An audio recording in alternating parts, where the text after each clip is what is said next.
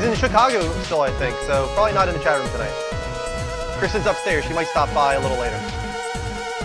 Level up.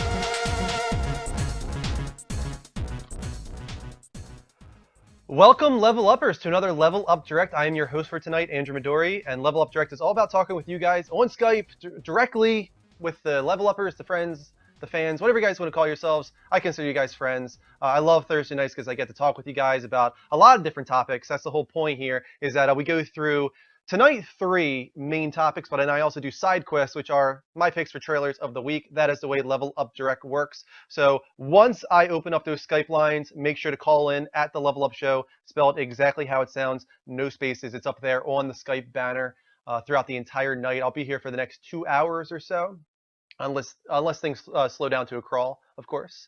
One thing I want to say before we even get started with the show is one of our Level Up cast members, Greg Verga. He's out right now, probably celebrating, but it is his 21st birthday. It's a big one. So go to @GregVerga on Twitter and make sure you tweet at Greg. Give him a big happy birthday. Tell him a big level up. I want him to come back tonight to just a barrage of happy birthday messages on his Twitter. So guys, do that right now. Do it. The other thing I wanted to get going a little early this year, it's May, and we have all the way till November to really get this thing up and running. Extra Life. It is a big gaming charity marathon that has been going on for several years now. It is benefiting Children's Miracle Network hospitals around the United States. Each team can play for a children's hospital of their choice. For us, we play for Children's Hospital of Philadelphia. That's what we did last year. We raised $1,700 on game day, which last year was October 25th. For 24 hours straight, we did a gaming talk show marathon, and you guys were just the most generous people in the world. I can't believe what we were able to raise last year, but we want to beat it this year, and we're starting early, May. Now you can go to Extra Life. I'll put it in the chat room. Got the command, and the thing is, anyone, I'm pretty sure, can put that command in. There is a cooldown period, but I want anybody to be able to put that command in because it's really important. Go to that link, guys, extralife.org/participant/the Level Up Network. Donate. You can start right now if you want, or you can wait for November 7th, which is game day this year when we do our 24-hour marathon. But we want to beat that $1,700. We even have a goal of $5,000 this year. Can we hit $5,000 raised for Children's Hospital of Philadelphia? I think we can do it. And one of the reasons I think we can do it is because anybody can join our team this year. Last year, it was restricted to just the 5 of us, the 5 Level Up members. But this year, if you go to extralife.org/team/the Level Up Network, you can join our team and you can start raising money towards our team. Let's become the #1 team this year on all of Extra Life. Raise the most money possible, guys. So please go to the link, start right now. Let's make a lot of money for the children this year, for the kids. # for the kids. All right. Let's Inuyasha really wants to call in. Before we even start the show, I'm going to take this call from Inuyasha. This is an example of what you guys can do tonight. Inuyasha, how you doing, man? What's up? I'm doing good. What is going on? What do you want to talk about tonight? No, I didn't really have anything, so what did you want to talk about? Well, we have several topics tonight. I don't know if I want to get into them just yet. But I see that you're probably leaving in a little bit. You're going to do your own stream? Are you doing what? You're going to do your own stream? Is that what you're doing tonight? Yeah, I'm doing the Minecraft thing. Minecraft, cool. Yeah. Actually, we will be talking about Minecraft a little later on. We're going to be talking about Let's Play in general because Google released the top 10 most watched gaming games on Google, on YouTube. Yeah. So for that reason, I figured that could be a cool topic for the night. You're really into Minecraft? Not really. I'm just like a noob, kind of. I'm trying to still learn like the basic stuff. Like I'm trying to get better at it and stuff like that. Yeah, it's overwhelming for sure. I came into that series very late, and I didn't really stay for long. I got it when it came out on PS4. I haven't played more than a few hours of it, but the moment I got into the game, I was just like, this is really overwhelming. I'm not sure what I'm supposed to do. Today I've been getting those error thingy codes when I'm streaming lately. It's really annoying. Yeah. But I can understand the appeal. I understand why it's such a massive success. It just kind of makes sense with today's generation and demographic, this build and play mentality. And you can see that in a lot of other games as well, like just kind of taking on that spiritual successor route of Minecraft. You think I just kind of wonder when it's going to fade. You What think was they're ever that? gonna make a second one, like a Minecraft 2? There'll be something, I'm sure, from Microsoft now, who owns Mojang or Yeah, Mojang. I'm not sure how you say it exactly. I yeah, think this year at E3, we won't see Minecraft 2. We will probably see Minecraft, the Telltale game that they're yeah, doing, the story-based Minecraft game. I have a feeling that'll probably be like timed Microsoft exclusive, and I'm sure it'll look pretty cool. But I have no idea what they're going for just yet with that game. yeah. Did you hear about the Ratchet and Clank movie being can't delayed to next year? The Ratchet and Clank game was delayed till next year. Oh, As far I as I know, thought it the was. the movie is still slated for this holiday. Oh, I'm pretty sure. all right, Which is good. I'm really excited about the movie. And yeah, the game is supposed to tie into the movie in some ways. It's kind of a reboot, a retelling of the origin story, but then also kind of bridging with the movie as well. So it's going to be really cool to put them yeah. together when they come And then out. The Witcher 3 just came out too. The Witcher What was 3, I that? I'm think. sorry. The Witcher 3. Yeah, new trailer. We will be playing that trailer later on in the show, the cinematic trailer for The Witcher 3. Yeah. It was All fun right, man. watching Greg play Final Fantasy X yesterday too. That was a lot of fun, wasn't it? Yeah, I love that game, and it's so cool to watch somebody play Final Fantasy X. I've never had that experience before, especially somebody that knows nothing about it. This is Greg's first Final yeah. Fantasy game, essentially, so he loves it so far. That's good. All right. Yeah, Well, you said you were gonna go, right? Because I didn't want to hold you. yeah, we're gonna get into the topics tonight, but thanks for calling All in, right. Yasha. All right. You're welcome. I'll see See you you. later. Well, Level up. All right, that's what you guys can do throughout the night. Call in on Skype at the Level Up Show. After I present our first topic, first let me just say, after the whole Extra Life thing, make sure you do that. extralife.org/participants/the Level Up Network. Also, if you like what we're doing tonight with the Level Up Show, the Level Up Network, and specifically this Level Up Direct, make sure you follow us. It's at twitch.tv/the Level Up Show, or if you're watching live from PlayStation, which most of you are, all you gotta do is hit that heart button. Bottom left-hand corner of the screen, tap that, your name will pop up on the TV up there, and I will shout you out, of course. Really appreciate all of our follows. Also, we're on Twitter, we're on YouTube, where you can subscribe and check out all of our archived episodes. There's over 70 of them now up on YouTube. And then we got a t-shirt shop at the levelupshow.spreadshirt.com. And finally, the best way to support our network is on Patreon. You can donate there, anything you want, but you get rewards in return. There's a whole tiered reward system. Tiered reward system. If you donate, it goes towards the show. We do not take it personally, the money, and run with it and do whatever we want. It all goes back into the network to improve things and make a better quality show for you guys. Okay, I think, I don't know if we got any follows yet. I don't think we have. I'll check real quick just to make sure. Well, it says Blaze Boy and Stubby. I'm pretty sure those guys were already followers, but thank you for following again, guys. Let's get into the first topic of the night. These are called main quests, and then the side quests, again, are trailers of the week. First up, what is it going to be? All right. Got a little trailer here for you guys first. This for King's Quest is a voice acting trailer, and that's going to stem into our topic for the night. They've got actually a decent voice cast with this game. You'll recognize a few of the voices for sure. King's Quest is an old school adventure game that they're finally rebooting. Raisins and sadness. I'm Matt Korba, I'm the creative director for King's Quest. We're really impressed with the cast that we ended up pulling off for this. Perhaps they would let him back into the tournament.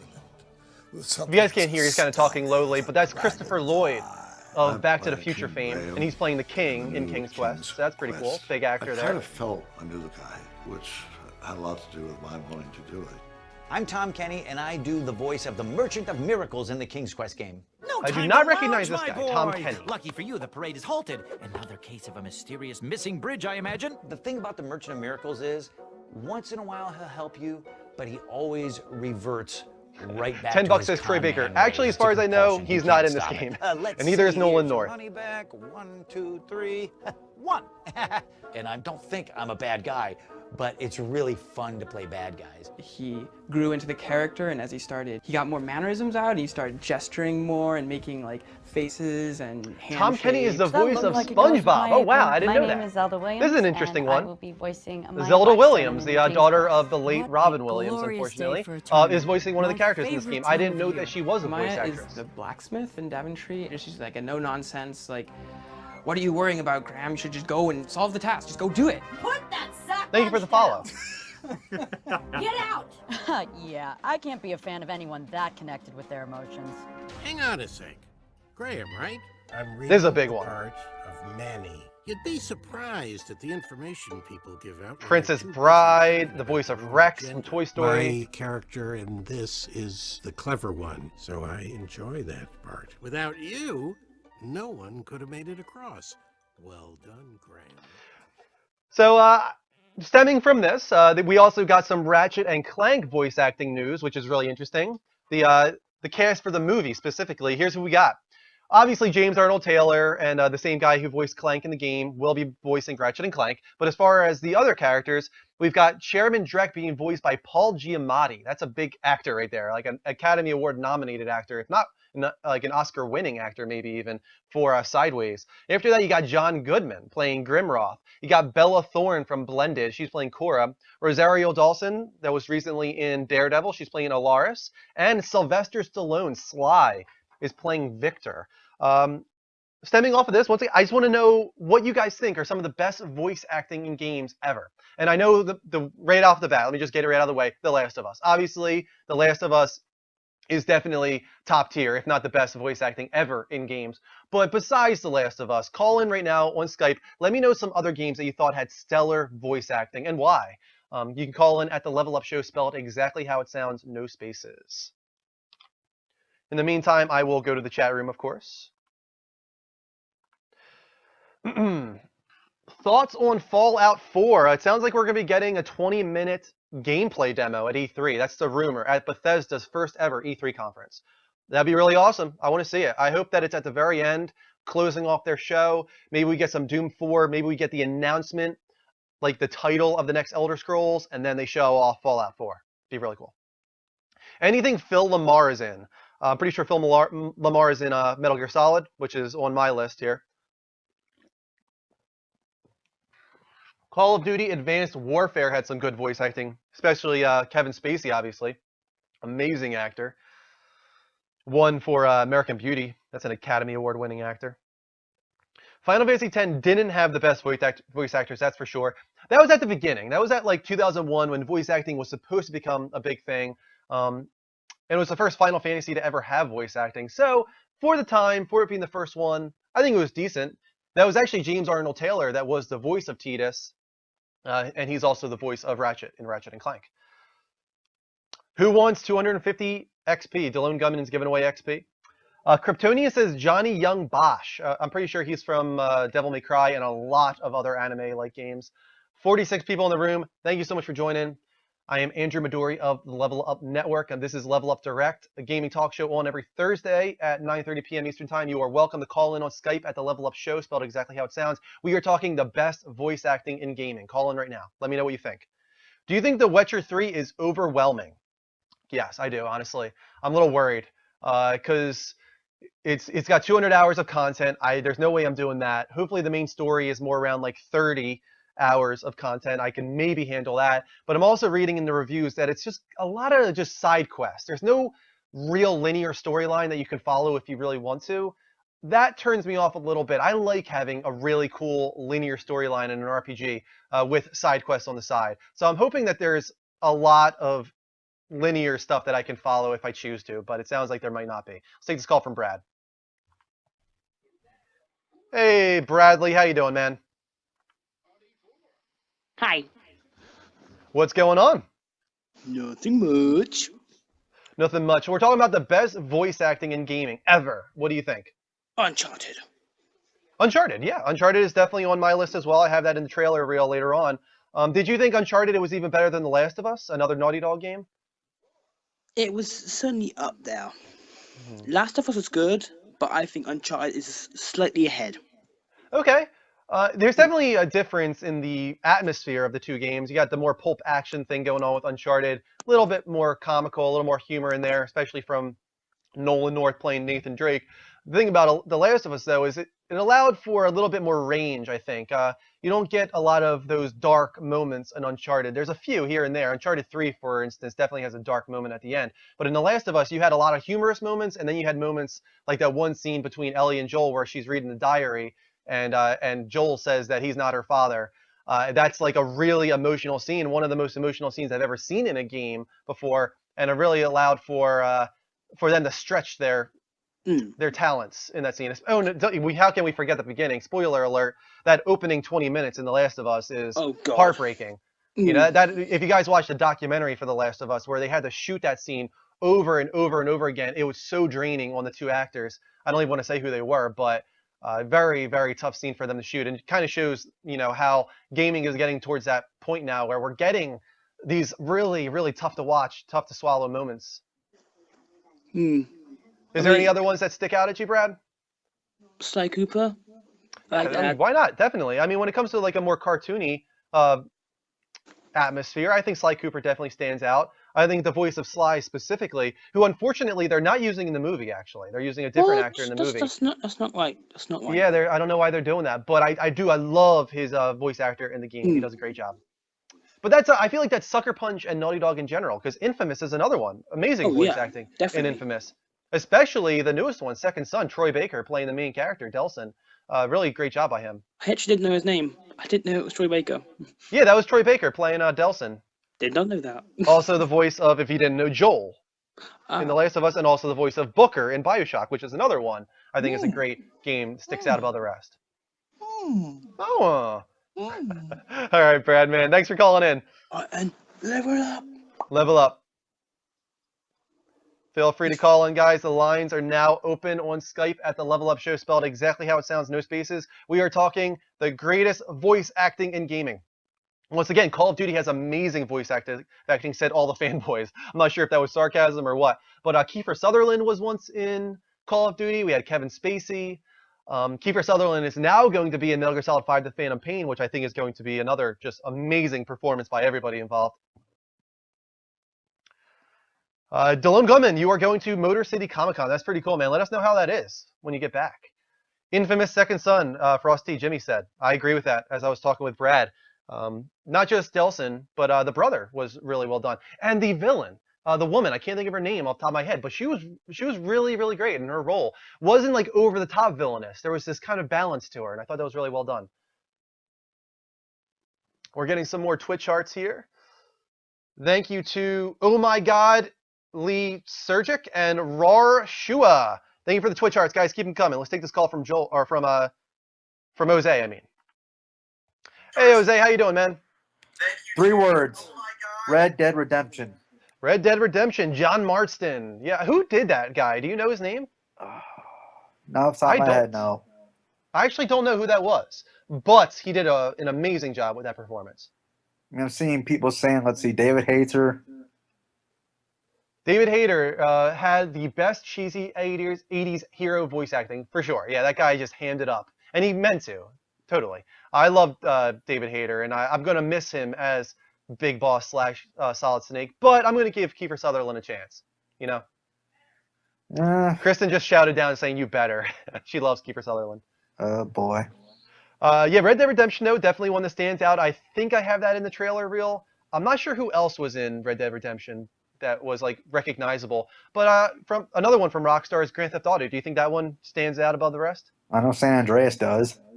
San Andreas specifically? What about the newest one, 5? Did you think that one had good voice acting? I couldn't tell. I guess I couldn't really tell. I didn't really pay that much attention. Oh, okay. I think that I don't know. I'm not like blown away by the voice acting in the newest Grand Theft Auto. I think that it's all well done. It definitely doesn't take you out of the experience, but I never stopped while playing Grand Theft Auto and said, wow, that was like a really well done scene.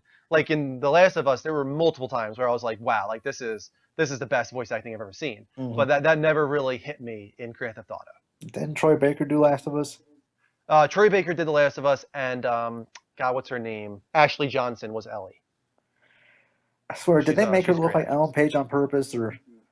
At the beginning, I think that it might have been like a subconscious thing by Naughty Dog. They wanted that spunky personality, and I think just Ellen Page went into their heads and just kind of found its way into the model as well. And once they were recognized for that, then they decided to make her a little younger looking, a little less Ellen Page. I think in the end, I don't think she looks like Ellen Page in the final game. Some people think that she still does, but I think that it was definitely something they had to fix. They didn't want to cause any problems. Okay, now we're a month away from E3. Are there any outlandish expectations you want to see besides the game that we shall not name because That's happening. There's no doubt in my mind that's happening. I'm not even going to say what it is, but I'm definitely going to save my E3 topic for a later Level Up Direct, where I'm going to open up the lines for probably 45 minutes. I'm just going to take calls on E3 and get all your predictions, everybody. But for right now, let me see if I can give you one prediction for E3. Going off of Fallout 4, I know Fallout 4 will probably be announced at Bethesda's conference, but I do think that there will be some type of Xbox exclusivity, whether it be timed exclusive for a couple months or a whole bunch of downloadable content. I think there's going to be some relationship between Fallout 4 and Microsoft that Sony does not get. I mean, if it's DLC, that's fine with me because knowing Fallout, it's gonna be a big game anyway, so there'll be lots to do. Yeah, but that's one of my big predictions. I do think that there will be something there where Sony is going to lose out on some Fallout 4 content in some way, shape, or form. How about you? Do you have one big prediction you want to name? Uncharted 4. What about it? Is it it's going to be there, or is there going to be something special announced? Did you say something, Jose? I might have missed it. Gameplay demo.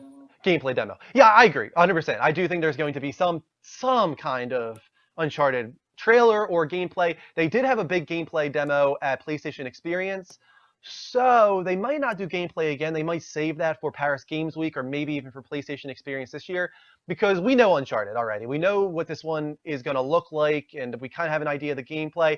Maybe they should open up E3 to a whole bunch of other studios that have nothing announced yet. We still haven't seen Bend, we still haven't seen Guerrilla, we still haven't seen Media Molecule's non-Tearaway game. So I still think they have a lot of things they need to show off. I'll finally be playing Dying Light. Dying Light tonight or? No, tomorrow. Instead of getting the order, I'm getting that. Oh, okay, yeah, I can understand that. Dying Light has a lot of content, so I think you'll enjoy that game. I think that's a good choice. As long as it's got realistic zombies, I'm fine. Yeah, I'd say it has pretty realistic zombies. It's not like a ultra campy take on it. I think you'll enjoy it. I really do. Thank you. All right, Jose. Thanks for calling in, man. All right.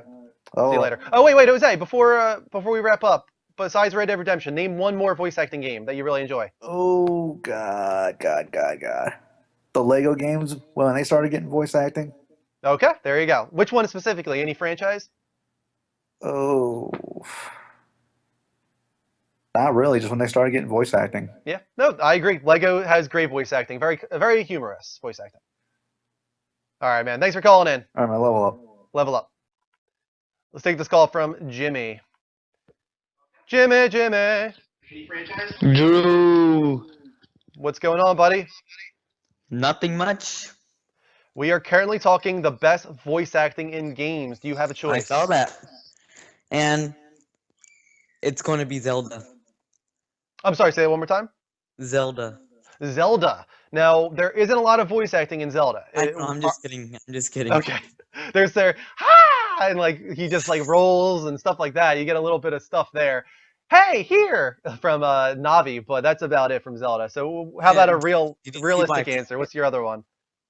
Did you see my comment?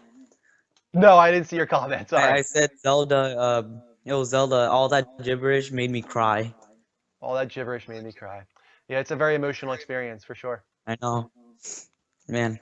But okay, to ask for actual. Okay, people probably already said this, but I'm actually agreeing the games with Troy Baker has been in Infamous Second Son, Last of Us, Call of Duty. Would you say that Troy Baker is currently the best voice actor in gaming? Oh, yeah, I 100% agree. Okay. Yeah, I think he's definitely up there. I still really enjoy Nolan North. The thing about Nolan North is we haven't seen his range in the same way we've seen Troy Baker's, really. I feel like the most dark that Nolan North has gone is Spec Ops: The Line, which was very dark. Don't get me wrong. But I feel like Troy Baker has shown a little bit more range than Nolan North. So I have to agree. I think Troy Baker is at the top of my list right now, but that could change at any point. Yeah, but like I think Troy Baker was like I think he shows his more emotion he shows more emotion when he's voice acting, because like The Last of Us, you can tell like how much anger he was, how angry he was when told Ellie, I'm not your father and all that. Oh yeah, yeah. That scene is, I think, probably the best scene in the game when it comes to voice acting. I'm not. That's the one that just stands out above the rest for me. When I was playing the game, I specifically remember that moment and kind of having like an out loud, wow, that was a really well done scene moment. So I agree with that, man. Yeah. All and all right, that's all. That's all. All right, man. Level up. All right, guys. Skype lines are open. Feel free to call in on Skype at the Level Up Show, spelled exactly how it sounds. No spaces. We got 52 people in the room. Thank you so much for coming in, guys. This is Level Up Direct, a part of the Level Up Network. This is on every Thursday at 9:30 p.m. Eastern Time. Please follow us if you like what we're doing at any point. All you got to do is hit that heart button, bottom right hand or left hand corner of the screen. Click that. Your name will pop up on the TV, and I will shout you out. Thank you to Oh My God, Surgic, Rar, Shua, Blaze Boy, and Stubby Spills for the current Twitch charts of the night. Let's take a call from N Minikin. Hey, man, what's going on? Hey, what's up, what's up? Good to have you back, man. We're talking about voice acting in games, the best voice acting. Do you have an opinion on that? I don't know. Wait, hold on. Let me mute my TV. Okay. I don't know if anybody mentioned it. Did anybody mention the first one, the first season? Was it The Walking Dead that you said there, Minikin? Yeah. The Walking Dead. Yeah, The Walking Dead. The first season of Walking Dead. Yeah, I 100% agree. I think that's definitely one that should be named. Clementine, especially, played by a middle-aged woman, playing this little girl, did an amazing job. And I'm trying to think of Lee's voice actor, what his name is. It's kind of it's escaping me right now, but also a really, really well done job. Like that relationship between the two of them was unbeatable. I don't think the second season matched it, and I think it had a lot to do with the voice acting. Yeah, exactly. That's the first video game that actually made me cry. I cried in the end. So it was great. No, I completely agree. I got emotional at the end too. Lee, spoiler alert, obviously, for The Walking Dead season 1. But when Lee is turning and Clementine has to make that decision, and even like the animation too, like the voice acting mixed with the animation, it really told the story and told the emotions. Yeah, I agree. It was great. That was like one of my favorite games of all time now. Like that game is it's phenomenal. Did you play the second season? Yeah, I played the second season though, so it was okay. I feel like the second season took just a different pace. It was just different entirely, now you play as Clementine and it just felt different. It was a totally different vibe, different story, it wasn't the same like the first one. No, I agree. I like the first season a good bit better than the second season. I feel like the characters just weren't as strong in the second season, and it just was missing that strong relationship, that driving force of the first season. Exactly. Yeah, I felt it was more like you was more solo. You was Clementine. She was by herself, and she was, meeting all these characters. Yeah, I felt like you were more by yourself. There wasn't that relationship. Yeah. And also, Tempest said in the chat room, it was Dave Fennoy. He was the voice actor for Lee. I just couldn't think of it. He did a great job. Okay, Dave Fennoy. Yeah. It was. But in the second season, another spoiler alert here, but it was also really cool to have Lee back for that one scene where Clementine has that flashback. When she was dreaming, that actually fooled me for once. I was like, what? He's coming back? What's going on here? Yeah. And I remember when that scene happened in the second season, all I was thinking is, this is reminding me of why I like the first season better than this season. It's just when I went back to that moment, I'm like, oh man, I wish I could have Lee back. I wish I could have that relationship back. Yeah, me too, man. Like, I wish they would just do something in the plot, like make Bring him him back from the secure and dead. bring him back. Like, yeah, I feel like they should I know, man. do that. Like, great. R.I.P. Like, Lee. I just Rest love in Lee. peace, man. Yeah, yeah, man. Even as to me, Lee, like even as a minority character, he's just the best. Like the way they did him, I just like about him. He just like, yeah, that game is a great game. It really was. All right, Dominican. Thanks for Yeah. calling in, man. All right, no doubt, man. All right, level up. All right, you too, bye. He's a good guy. I really like him. He's such a good caller. All right. That is the end of our first topic. You saw the times up pop up on screen. For that reason, let's go back to the Twitch charts. We did get one more from Longbong, who said he loves the show, too. I saw that in chat, man. I really appreciate it. Thank you so much. We're on every Thursday and Sunday with gaming talk shows. We're on every Monday, Tuesday, Wednesday, and Friday with game streams. I'm not the only member of the Level Up Network. There are 3 others, actually 4 others, including my wife, who might stop down a little bit later on. My computer almost restarted. That's good. I can choose later. I thought it was going to force me to restart. So guys, if you want to follow us like Longbong did, make sure to hit that heart button in the bottom left-hand corner of the screen. Your name will pop up on the TV, and I'll shout you out. We got 60 people in the room now. Thank you so much for joining us tonight, guys. I'm Andrew. If you don't know, I'll be with you for about another hour and a half almost. Taking calls and talking all things gaming related. I'm going to get into the first side quest of the night, which are my picks for trailers of the week. The first one is about to pop up in just a little bit. It's a short trailer, and it just came out today, I'm pretty sure, actually. So check this one out, guys, in just a moment, and then we'll get back to the topics. Nolan North voice acted loads in games like Dr. something, Bossler, York. Yeah, he's in a lot of stuff. All right, check out the trailer, guys.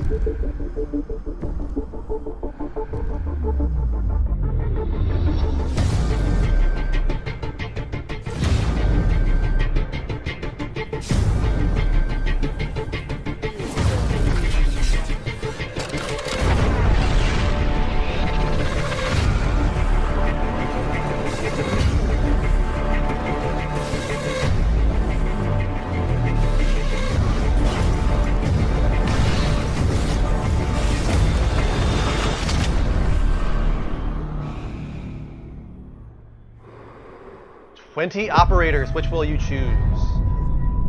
Rainbow Six Siege. Coming out this year, actually. October 13th, 2015. A little bit of a surprise there that it's coming out this year. I think some people didn't expect that. They thought it was not that far along. So that's really interesting. What do you guys think? Are you excited for Rainbow Six Siege? Let me know in the chat room before I move on to the next topic. Let's open up the chat here. Sounds like Batman and Inception. Every trailer sounds like Batman and Inception anymore. That it's so overused. It's effective. I mean, I'll give it that. I understand why they use it. It definitely just gets you pumped up, but it's getting a little bit trite at this point. Yes, I thought I missed you. I did miss Game of Thrones show, though. No, I actually did not do a Game of Thrones show this week yet. Mike hasn't watched it yet, so for that reason, we haven't done a reaction time.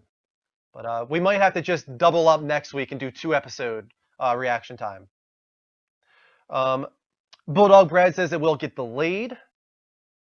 I hope it's not a letdown, says I am Emrys.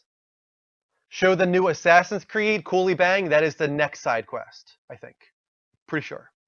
I hope. Drawing a blank. I'm not sure. I hope I included that. I might not have. We'll have to wait and see. All right, let's move on to the second main quest of the night.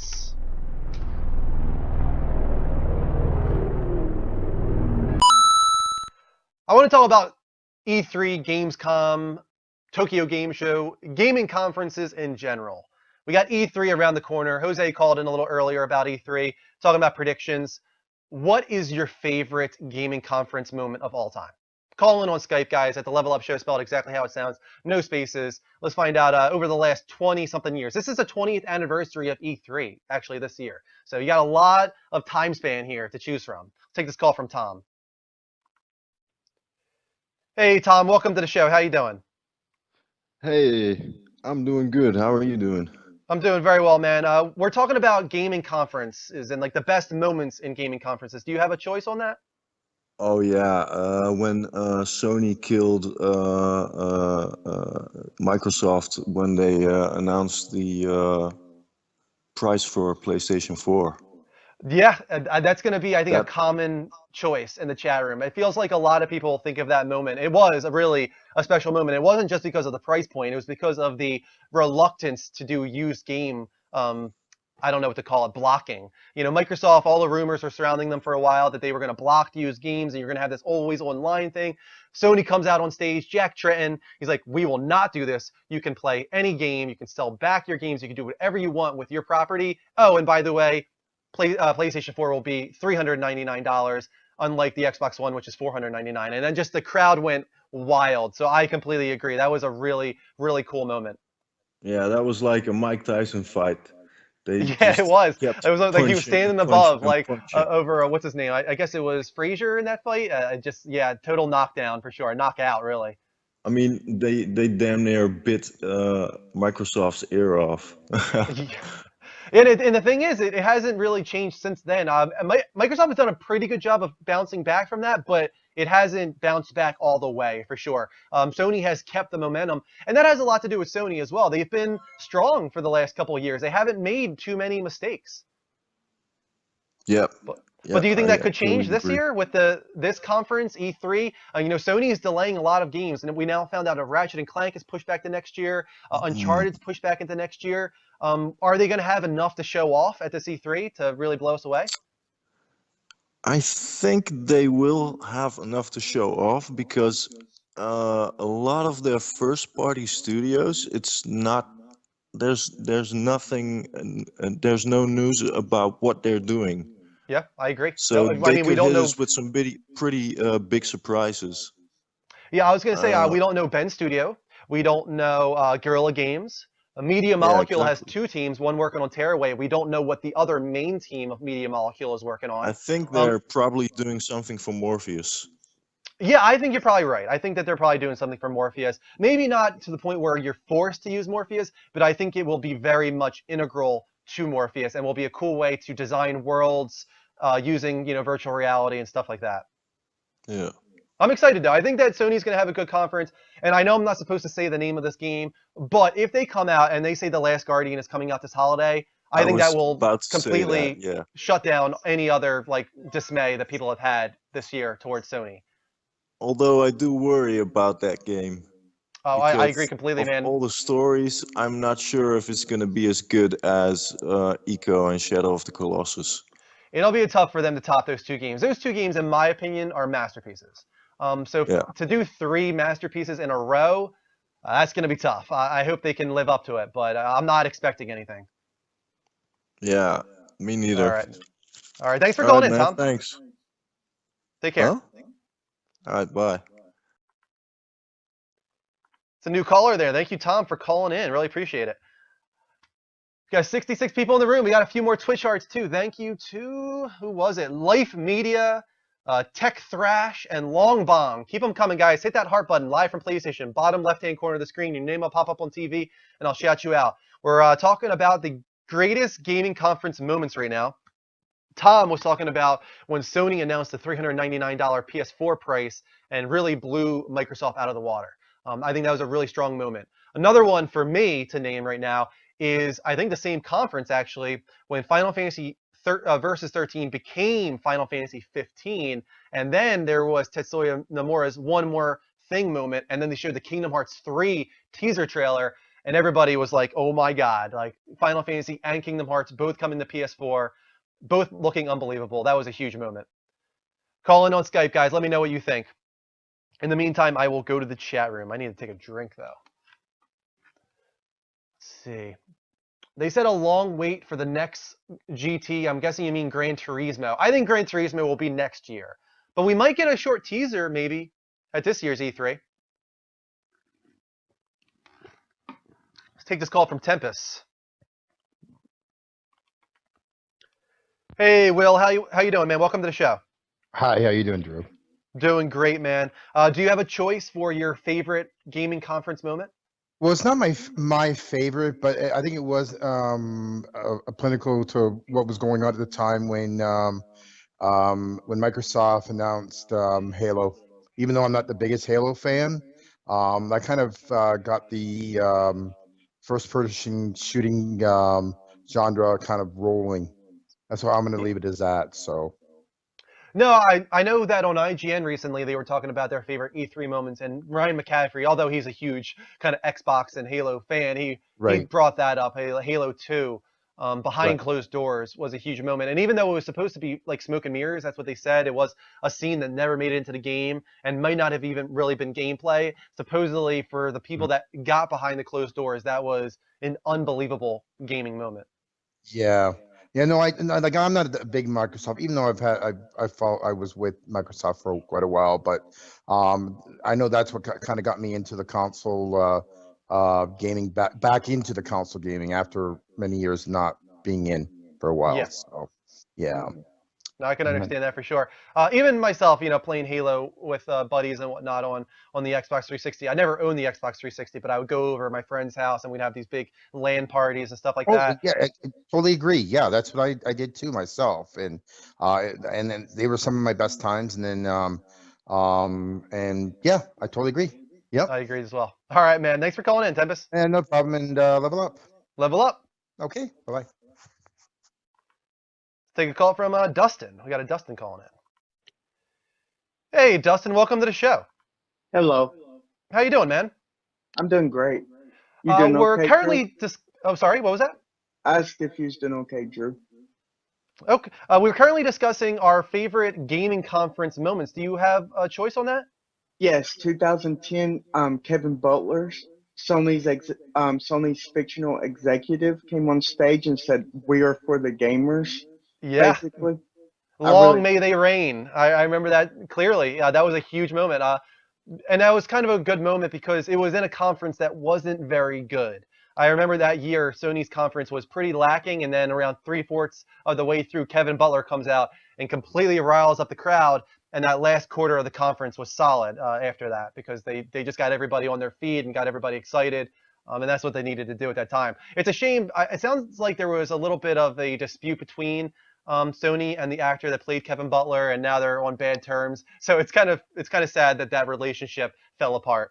Yeah, didn't Sony in a commercial, didn't they advertise? I mean, not Sony, but Kevin Butler, didn't he advertise Nintendo? And Sony got really upset about that. Exactly. He was in a Nintendo advertisement, or at least it was in an advertisement that referenced Nintendo or something like that, and Sony was not happy about it. Yeah, that was the beginning of the end of that friendship. This is Farsendor, by the way. I'm sorry, who was this? This is Farsendor. Oh, cool. Thank you so much for calling in, man. I think this is your first time calling. Yeah, I'm a bit nervous. No, that's fine, man. Don't be nervous. We get that a lot. A lot of people call in and they say they're nervous, but there is nothing to be nervous about. Like, this is just two guys talking gaming here. Two nerds talking gaming. To me, it's just I'm talking with my friends right now. Oh, that's cool, dude. I want to go ahead and go though. All right. Thanks for calling in, Dustin. Yeah. All right. Take care. Level up. Level up. Yeah, please, guys, don't be nervous if you're calling in. There's no reason to be. We're just having fun talking about gaming stuff. Delone Gunman says, I'm the coolest Dustin. That was a cool Dustin, too, though. Let's give it to him. He was a cool Dustin. Diddle Your Bong says, this is Patrick. Cool, Patrick. Nice to meet you, man. I know you've said that before, I think, though. Thank you for the Twitch chart from... The name is Bond 007. Awesome name, man. Thank you for following the show. Let's take this call from John. Hey, John. Welcome to the show. How you doing? Doing good. We're talking about the best gaming conference moments of all time. Do you have a choice on that? No, I had another question, actually. Yeah, sure. Go ahead. How do you feel about ISIS? Let's take another call, guys, on Skype at the Level Up Show, spelled exactly how it sounds, no spaces. Call in right now. We talk all things gaming related. It doesn't have to be, conferences, gaming conferences. It can be whatever you want gaming related. That's just my recommendation on what we can talk about right now. We have another topic after this as well that you can talk about. All right, so let me go to the chat room in the meantime. Once again, thank you to My Name is Bond 007 for the follow. If we can get to 20 follows tonight, I will give 300 XP to the entire chat room. Let's take this call from Derek. Hey, Derek, how you doing, man? What's going on? Hey, you got a microphone this week. No, I know. I have. Oh, that's a remote. You were holding it up to your mouth like it was a microphone. No, actually, okay, I'm totally kidding you. I'm using that Amazon Fire thing, so the mic goes straight to your mouth. Oh, okay, cool. No, All I'm right, man. just What joking. about That was you? What is sarcasm. your favorite gaming conference moment of all time? Oh, I don't know if this really was. I forget which conference it was, but I know it was Microsoft. But Steve Ballmer, developers.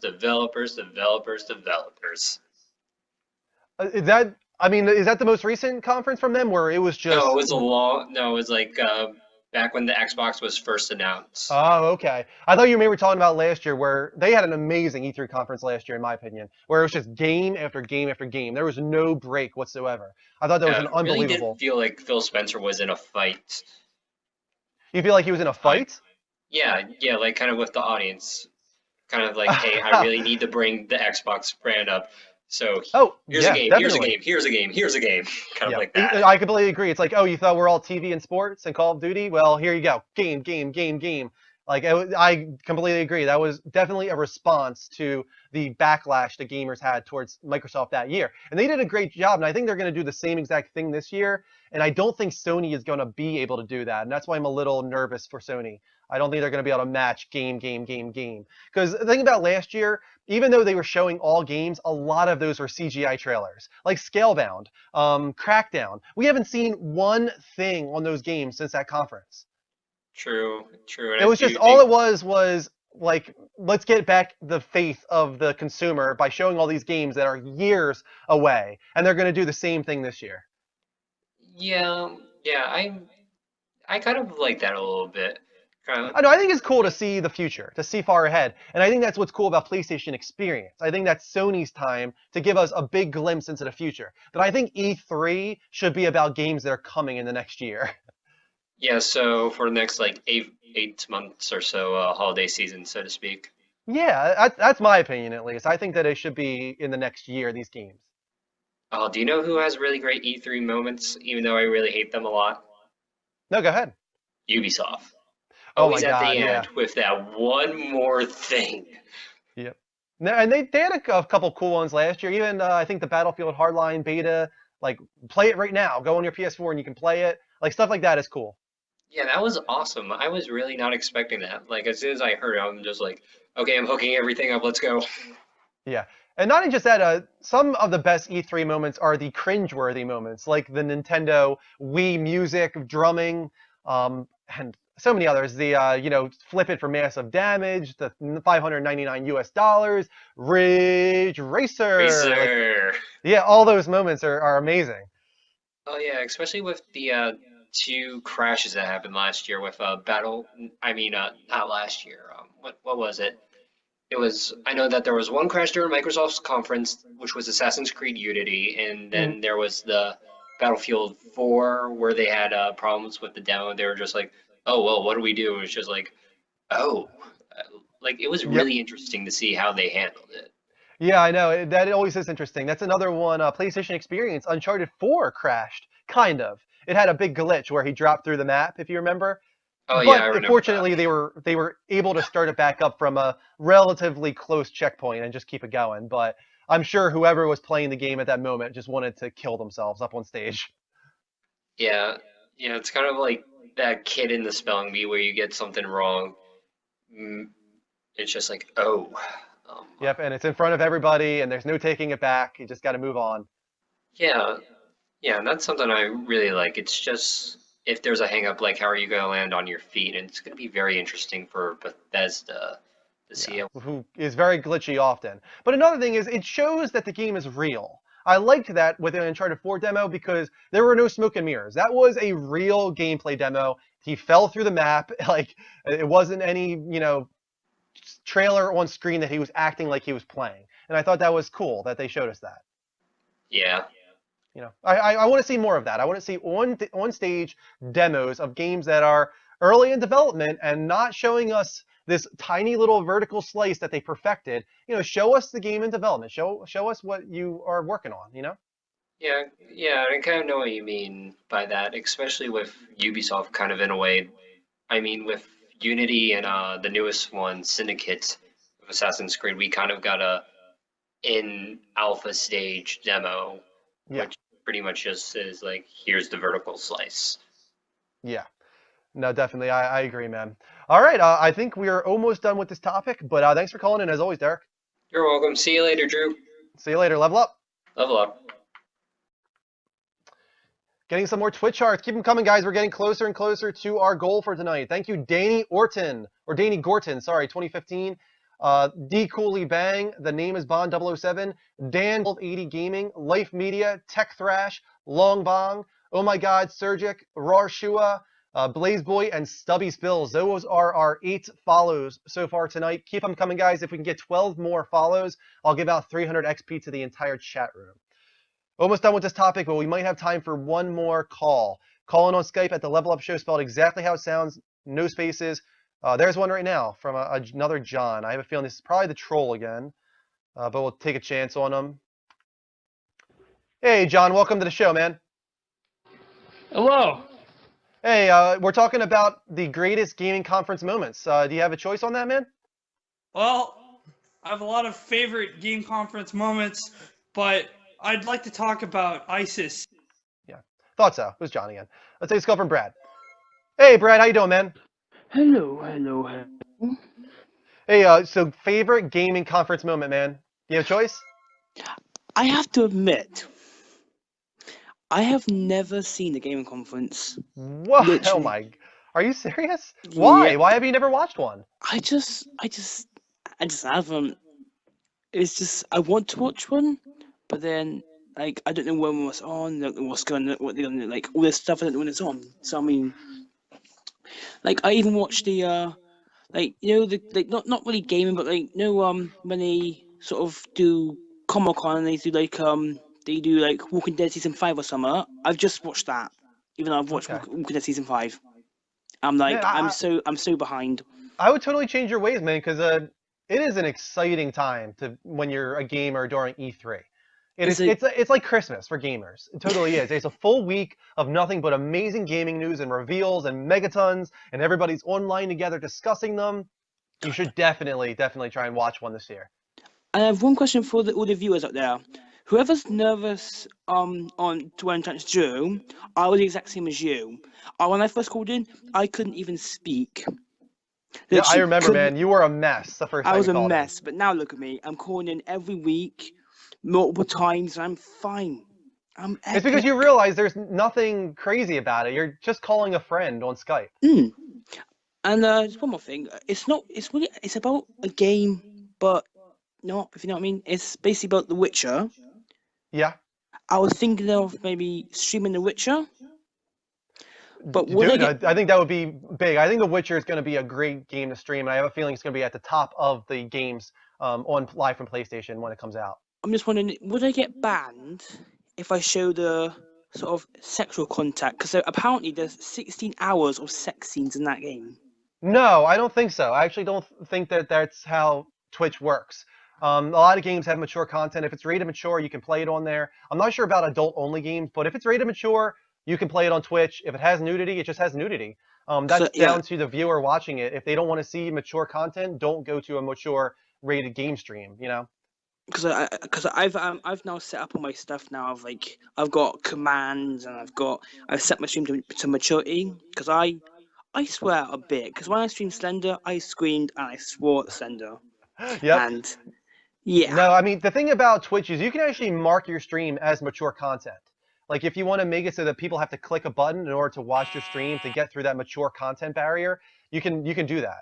So there are some things in place on Twitch to help out with that. How do you make it so you can click a button? I'm sorry, say that one more time, Brad? How do you make it so? Because I looked at my account and I've clicked a thing saying it's a settings. I put it as set mature content. I click the button. Is that it? Is that what you got to do? Yeah, if you set your channel as mature, it'll make it so that people have to go through a barrier when they watch your stream. Sweet. So then I just dropped my kick bottle. Balls. Don't. So, when The Witcher comes out, I'm gonna stream that. Yeah, make sure you have sex on a unicorn, man. What? Supposedly you can do that in the game. You can have sex on a unicorn. I do it for you, Joe. I do it. Joe? Who the hell is Joe? I do it for you, Drew. Just for you. Joe. I just transformed into Joe somehow. I'm weird today. I've been drinking. No. You've been drinking. You're a little young to be drinking there, Brad. Coke. Coke, okay. Never mind. That's All right, alright then. Alright. Brad, level up, man. Alright, level up. Let's take a call from Cooley. He's a new follower, and he's calling in now on Skype. Or he was calling in.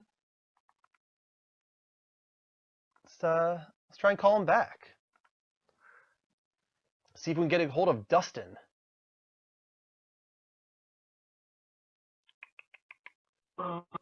Hey, Dustin, welcome to the show. What's going on, man? Thanks for following, first of all. Yeah, you're welcome. I don't necessarily have a gaming conference question, but do want to ask you, what's your favorite PlayStation games in order from PlayStation 1 to PS4? Like on each system, which was my favorite? Yeah. Well, on PS1, it's definitely Final Fantasy VII, which is probably my favorite game of all time. I'm sorry, could you mute your stream in the background, Dustin? Yeah. Do want to ask you, what's your favorite PlayStation games in order from PlayStation? Okay. There you go. Sorry about that. Just causes a little bit of an echo. On PS2, it would probably be... Whew, man, this is tough. Metal Gear Solid 3 Snake Eater is up there. Final Fantasy X is up there. Shadow of the Colossus is up there. Yeah, that's back whenever Metal Gear choose... Solid was still good. Well, which one was good? That's back whenever Metal Gear Solid was actually still good. I mean, I still love Metal Gear Solid personally. I know that a lot of people don't think that 4 was very good, but I like 4 as well. But if I had to choose, it would probably be Snake Eater as my favorite PS2 game. On PS3 is probably The Last of Us or Journey. Last of Us is great. It's yeah. Awesome. And Journey is a completely different kind of game, and I feel like I should name that one as well for that reason. That's by far my favorite indie game of all time, and if you want to call it indie. And really, like, I think it was my favorite experience on the PS3. Like, it just blew me away, that final moment. I have, like, artwork around my room here from Journey. That game is really special to me. And on PS4 so far, oh, man, I really liked Infamous Second Son, but Resogun is the one that actually stands out at me so far. I love Resogun. I downloaded Infamous Second Son yesterday. I've already beaten it. Yeah, what did you think? I mean, it wasn't like unbelievable, but well, I mean, I like the first two Infamouses, and this one was really good. But I mean, to me, the first two were just better. Okay, no, I can agree with that. I think that the second one specifically is definitely better. I mean, I just like the character that you play as in the first two, really. Yeah, I think especially in the second one, Cole had more of a personality and became a more likable character. And Delsin, don't get me wrong, was likable. I think the story surrounding Delsin in the newest game wasn't that strong. Yeah, I mean, it's just switching to a new character that kind of throws you off. But what about PS1? I don't think you said a game for PS1. Final Fantasy VII is my favorite game of all time, and it would have to be my favorite game on PS1. Well, that's the only question I got, man. All right. Well, did you want to name yours real quick, if you have them ready? PS1 probably be Tekken 2. Okay. Definitely a good game. PS2 probably be Spyro 3. PS3 is Call of Duty Black Ops. Okay. And then PS4, it's not really a game from PS4, it's from PS3, but it's The Last of Us. The remastered edition. Yeah, the graphics are great. Yeah, they did a great job updating that game for sure. Another one, Tomb Raider did a great job updating the graphics. Oh yeah, that was crazy because like PS1 was all blocky. Yeah, they did the whole hair effects where every strand individually acts physically. I thought that was pretty cool. Yeah. Hey, what's your dog's name? Yeah, what's the dog's name? This is Bogey. It's a cute dog, man. Well, Thank you. That's all I gotta ask. All right, thanks for calling in, Dustin. Yeah. And to whoever's with you. All right. Kristen's here, but let's take a quick commercial break and then we'll come back, guys. Oh, very nice. You could show them off if you want. Sorry, they look pretty. They look very pretty. Can I read what I wrote on Greg's birthday? Well, How about we read it when we get back from commercial? Guys, we'll be right back in 60 seconds.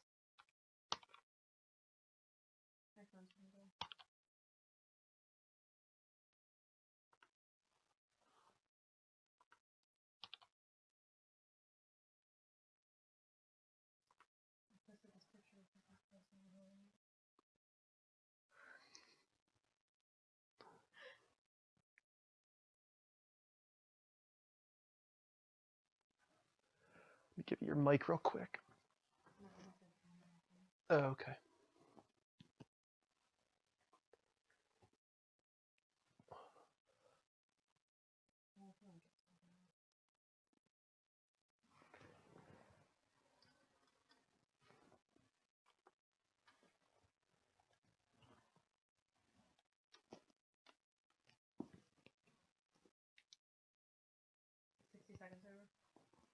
Just about, yeah. I'll welcome people back, and then you can.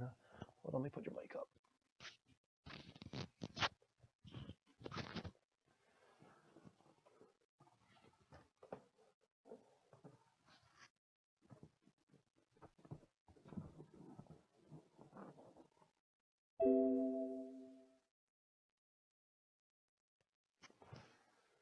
Did you say a special shout out for Greg's birthday? I did.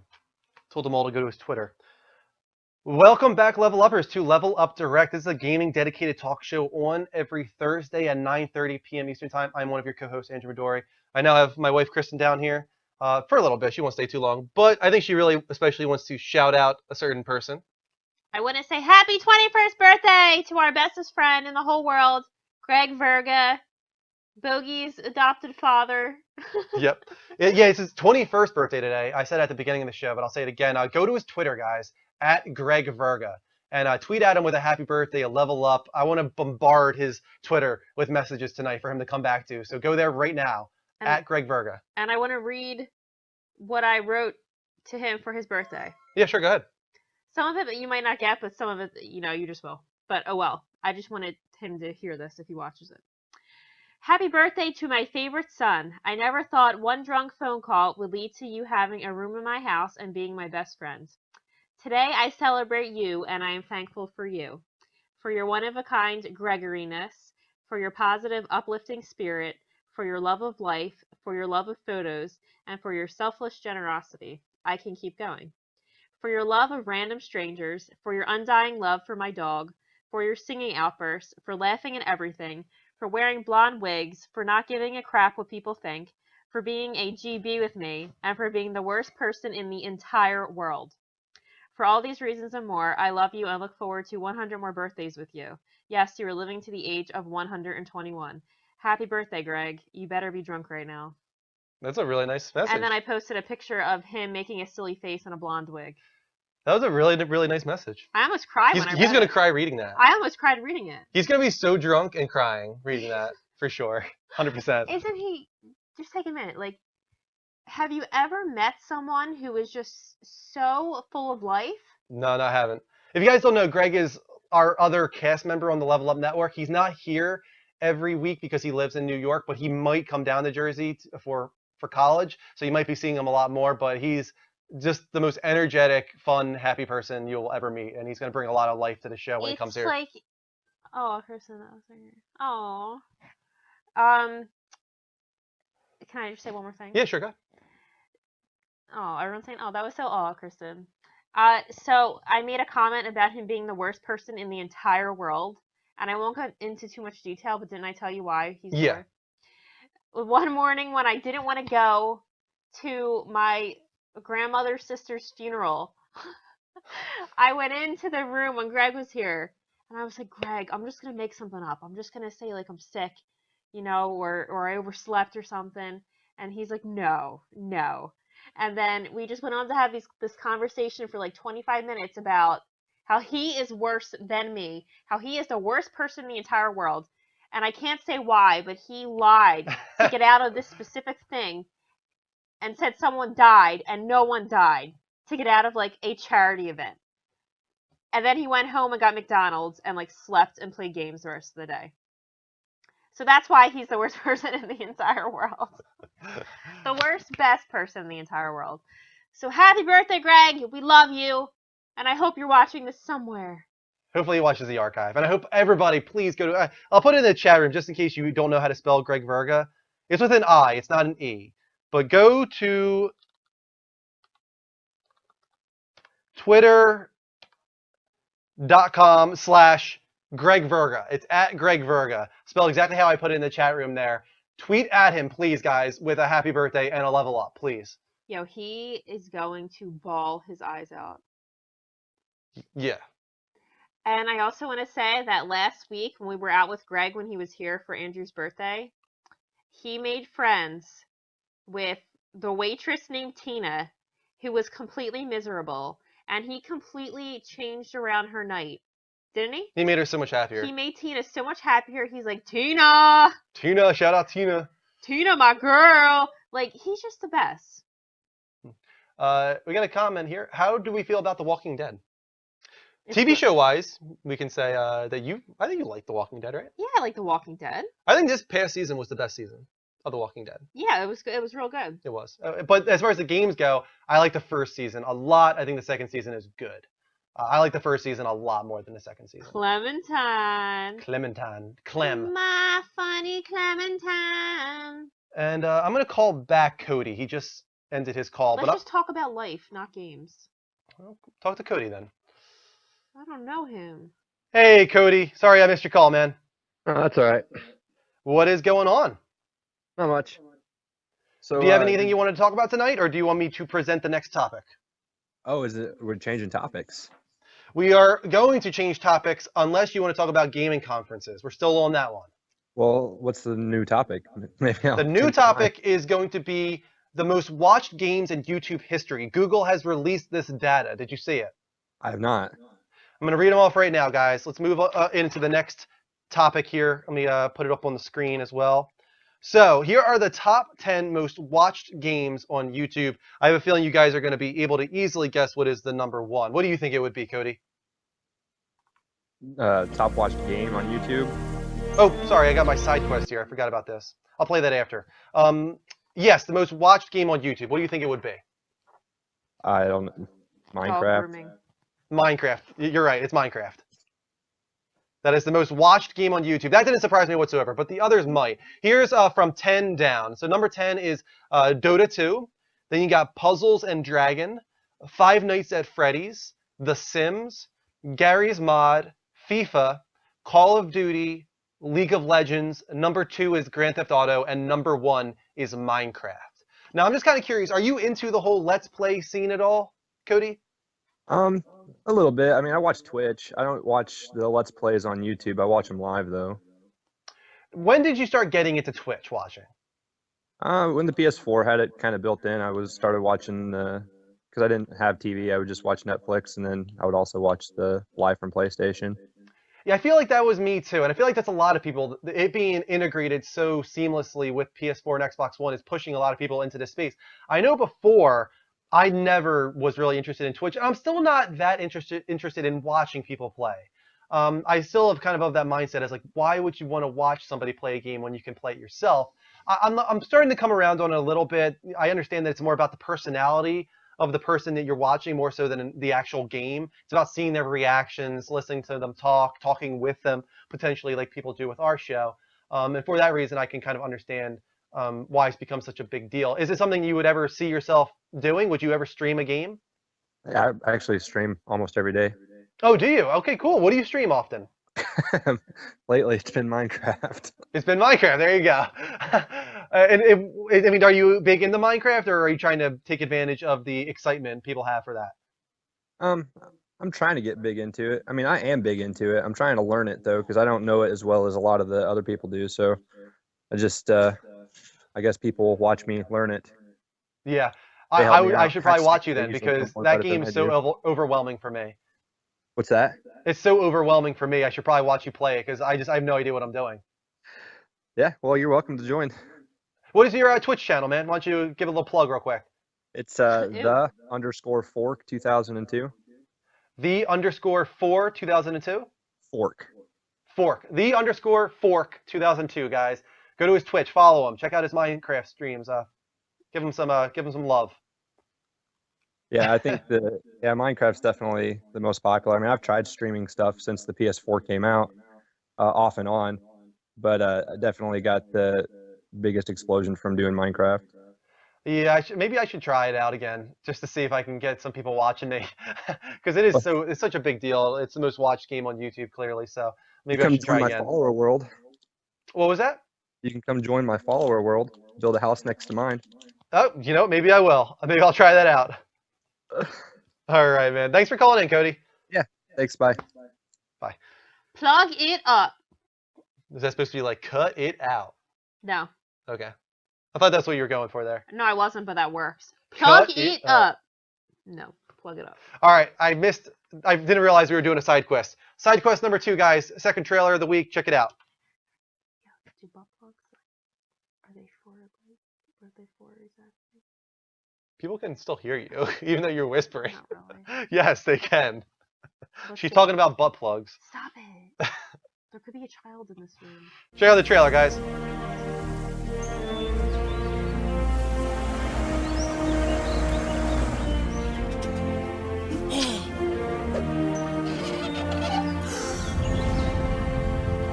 It's a dinosaur.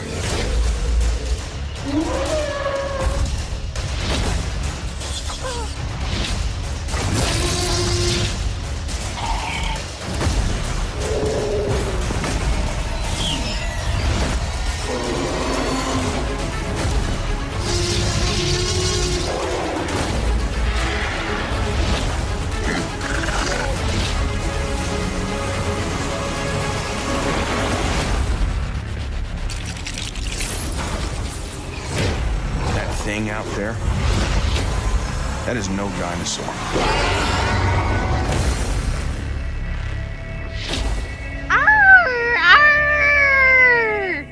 I have no idea what happened with the screen there at the end. Let me try and fix that real Boogie, quick. you little. Look at this position.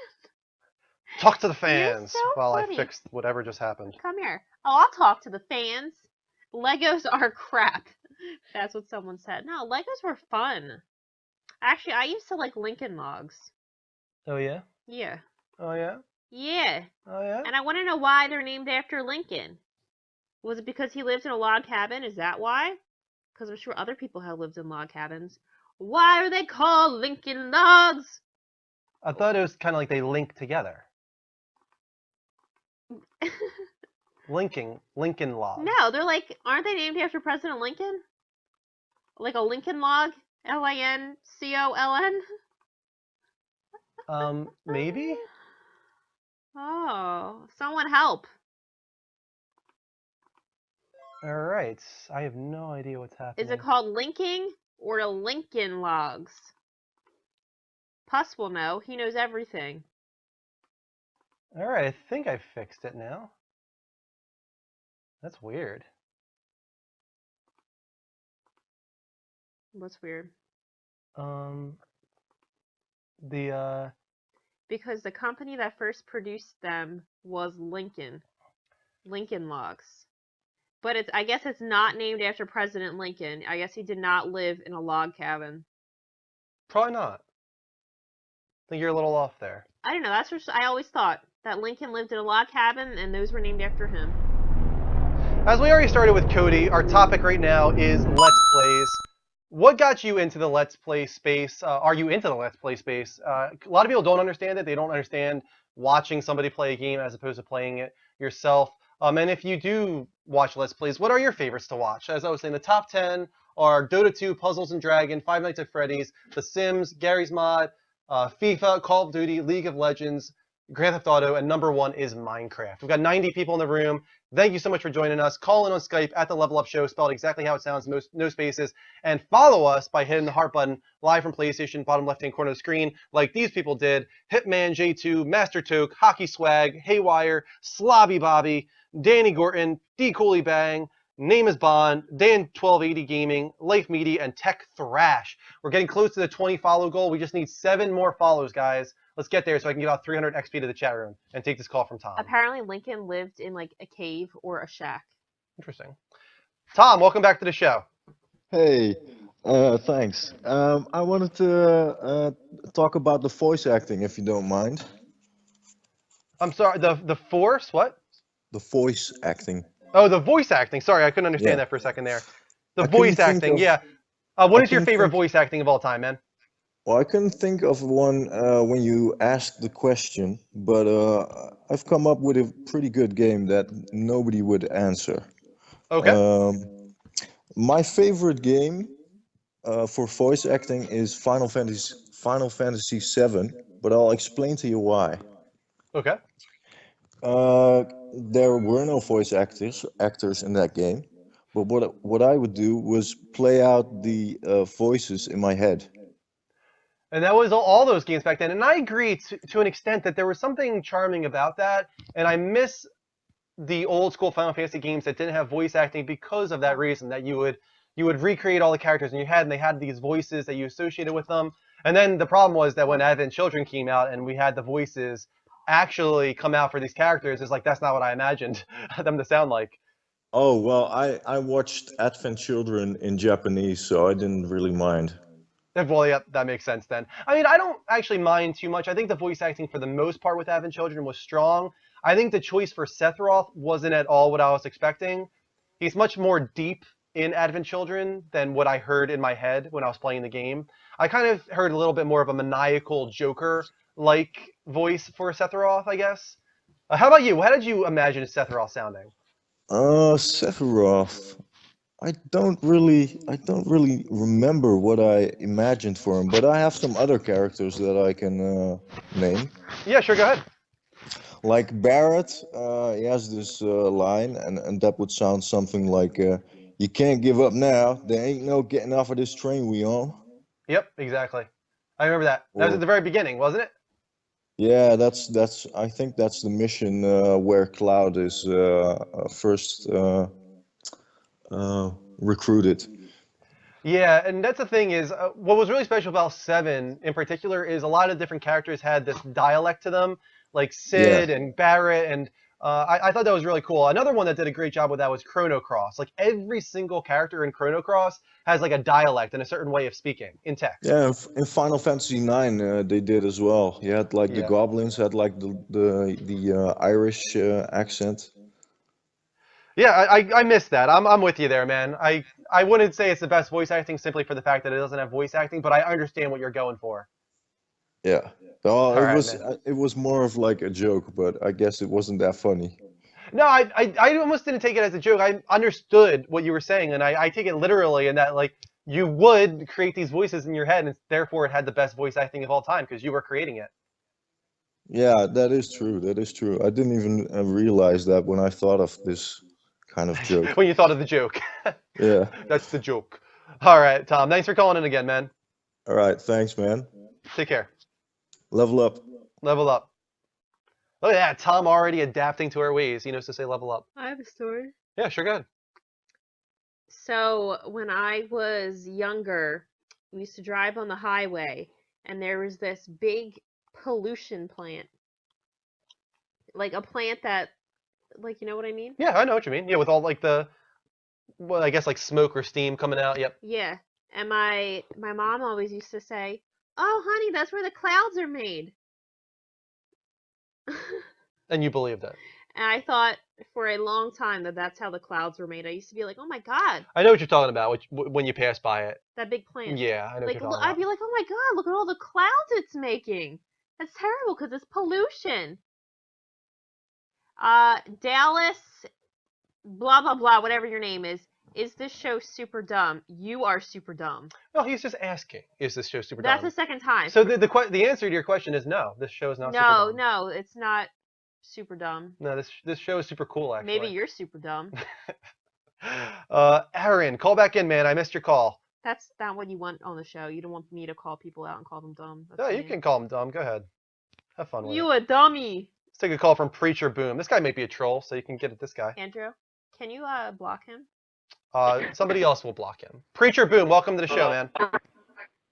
Boosh him. How you doing? Doing great. How you doing? Pretty good. What do you want to talk about tonight? I have a topic I can present to you, or you can talk about whatever you want. Well, can I ask you one question and we'll go on to the next topic?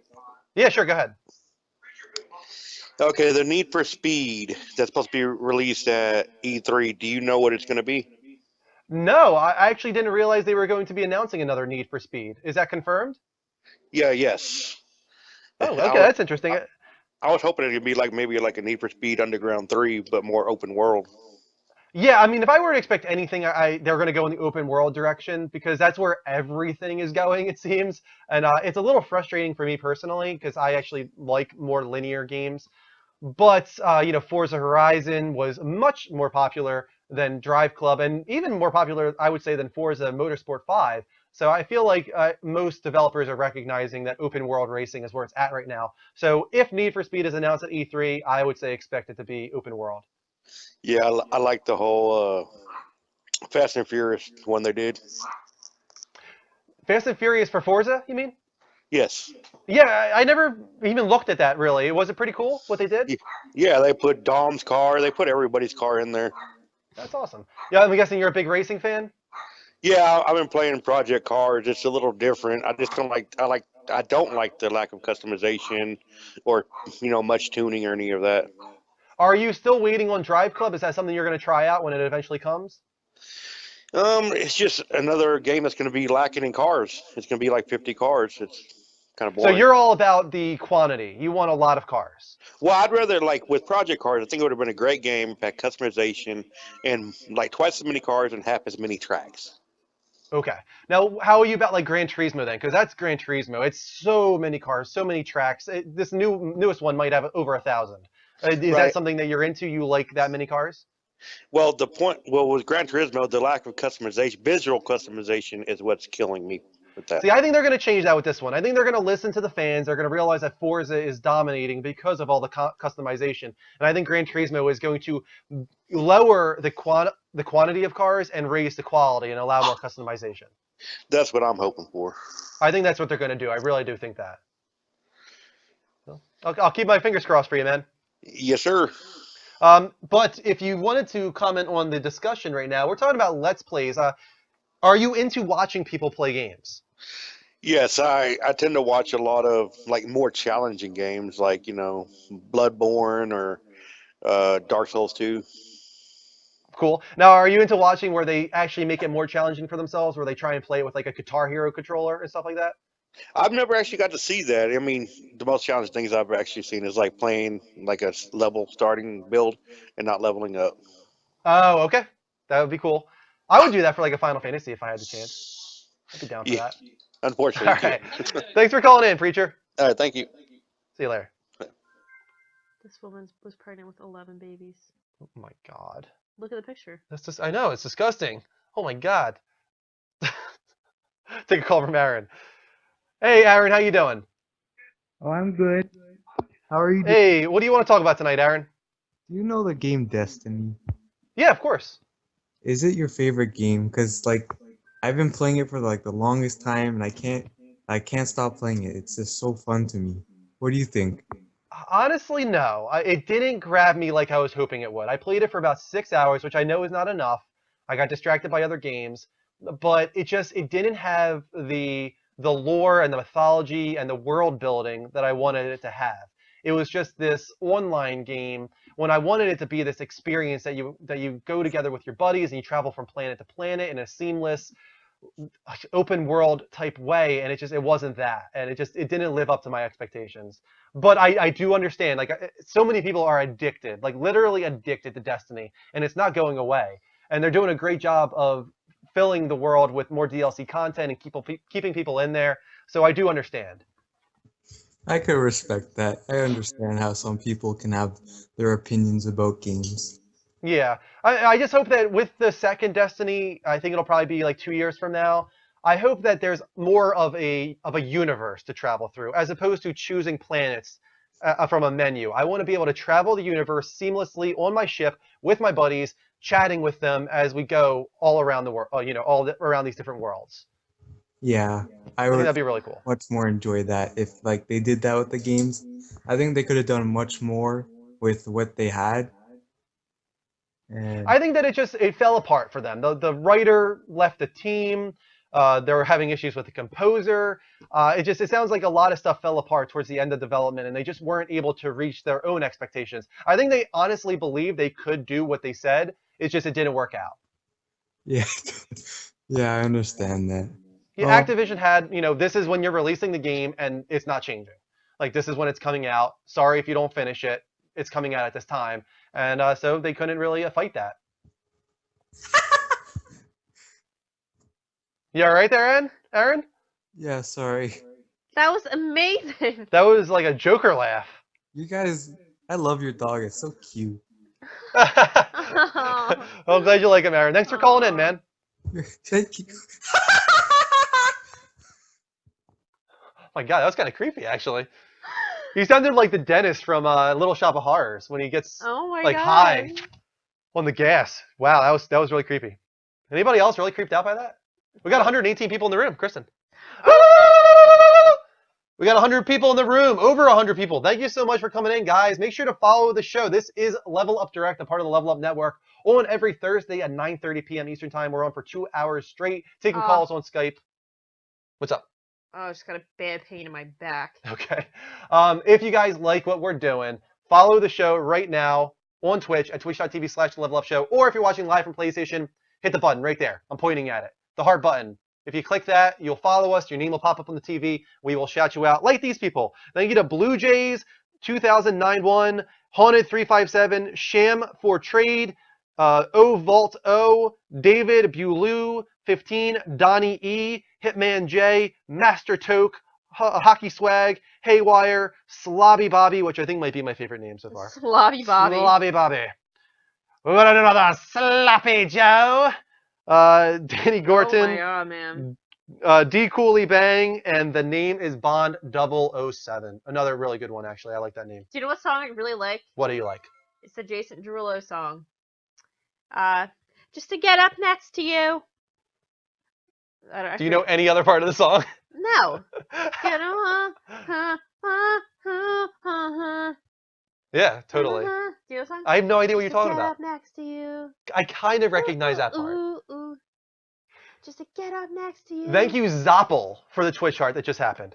We're still taking calls on Skype, guys, at the Level Up Show, spelled exactly how it sounds, no spaces. We are talking Let's Plays. Google released the top 10 of all time, most watched YouTube games. Minecraft was #1, followed by Grand Theft Auto, followed by League of Legends. Let's take this call from Brad. Guess what I YouTubed the other night? What? Dog grooming, and I watched it intently. Ah! Bradley, welcome to the show, man. Brad, you're really into watching Twitch streams, aren't you? Yes. What is your favorite game to watch on Twitch? I would say probably the indie ones. The indie ones? Like what? Like, I watch, like, I've been watching, I can't even remember, I'm so stupid. I think. Maybe like a Valiant Hearts, even though that's not indie, like the smaller stuff, you mean? Yeah, like the smaller, sort of, not like big games, because like if I watch small ones and I'm like, this is actually quite good, but then big ones I'm like, too many people are watching this. I'm like, why? I can understand what you mean there. It's kind of like you get to watch these games you'll probably never play, these really obscure stuff, because you can really find anything on Twitch. Every single game imaginable is being played by somebody. So you can really just go out there and find really obscure, bizarre little titles and watch people play them. To be honest, when I watch Let's Plays on YouTube, I use it for cheating. I'm a cheater. Oh my God! You're a cheetah. What do you mean? How do you cheat? You turn into a cheetah. How do you tweet or tweet? How do you cheat? How do you tweet? Basically, I sort of just watch what they're doing and copy them exactly. Like, oh, okay. Well, that's... When I watched Two Buskers play Skyrim, I literally watched it 24/7. Looked at my screen, did what exactly he did. Yeah, I don't think that's so much cheating. Well, I don't know. It's like looking up game guides. It's more helpful than it used to be. You used to have to look into an actual guide or look at a website, but now you can actually watch people playing it. What is the name of your teddy bear? I haven't got Panda. one. Panda? I want Kristen, you make up a name for him. Cheetah. Cheetah. Cheetah. Your panda's name is Cheetah. Cheetah the panda. Cheetah the panda. It's a cheetah. It's a player. Oh man. All right. Well, Brad, I think we'll go away with that. Thank you so much for calling in, as always. He's so animated. Oh, he's so crazy. funny. I think I'm crazy. Crazy. Greg. So funny. Level up, Brad. Level up.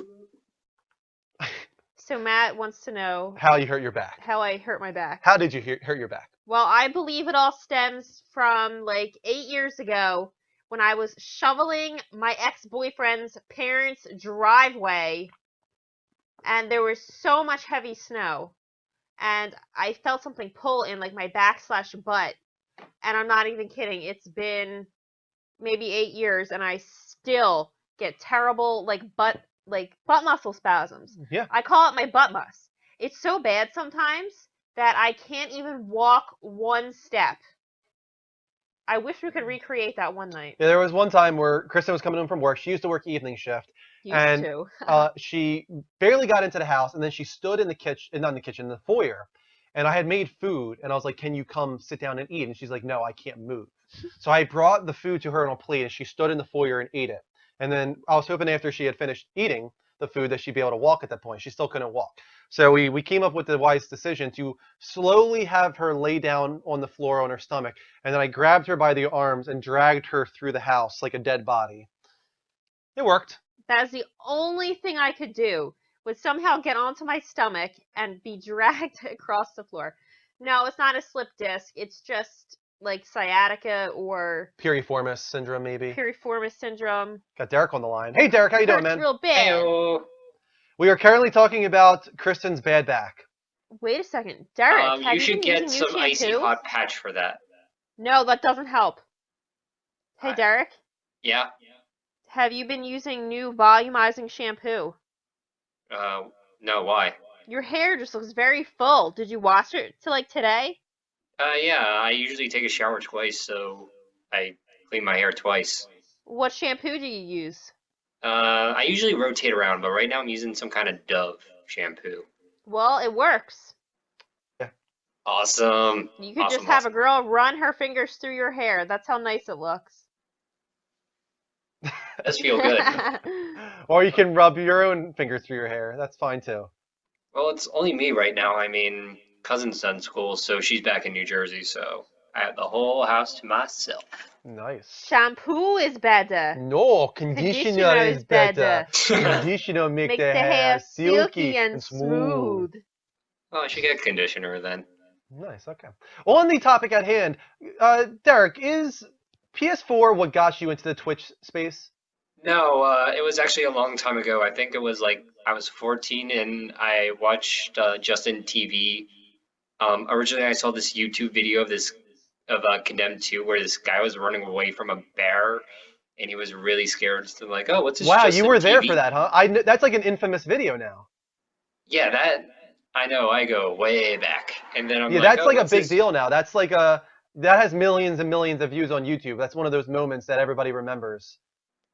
Yeah, 4-player podcast. Yep. Wow, that's crazy that you were actually there for that.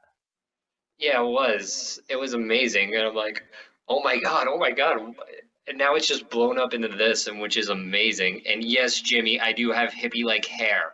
Or I'm just looking at the chat room, so. But it's silky and It's smooth. silky and smooth. Now, what do you like to watch specifically? What kind of games on Twitch? I kind of like the RPGs because usually they're very concurrent, like very sequel-based games, because usually then streamers will go back to them when the sequel comes, and so then it's just like a marathon of awesomeness and seeing the reactions and the jokes. Oh. Now, are you at all surprised that Minecraft is the #1 game? No, my students love that stuff. Did you hear me read off the top 10, Derek? Yeah, Dota at the bottom, I was kind of a little shocked about. Yeah, but League of Legends was at the top, and they're kind of similar, right? Yeah, they are. They're very similar from like the few times I've seen them. Yeah, it's kind of funny. Like, I feel we hurt ourselves because we don't play any of the games that everybody loves to watch. No, not really. It makes you diverse. Yeah, I feel as though feel like we should. diversity is better for you guys. I mean, Yeah, I hope so. I hope that you guys enjoy us playing these kind of more obscure games on Twitch. yeah. I mean, think about it. I mean, really, I mean, the Level Up Show is the only talk show left really on PlayStation instead of all the Ustream stuff I do not wish Yeah. about. But yeah. Yeah, we've been able to stick it out. Yeah, you stuck it out for a good long time, and now you have the sub button. You're taking my money. You have the Patreon, still taking my money, and Just taking your money everywhere. Yeah, you know, yeah, that's just that unbelievable. reminds me, Extra Life. You gotta take my money for that.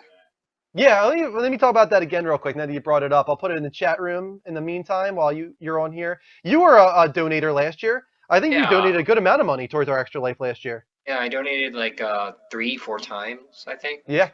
But we're starting it early this year. It is already live, guys. I created our Extra Life account today. I just put the page in the chat room.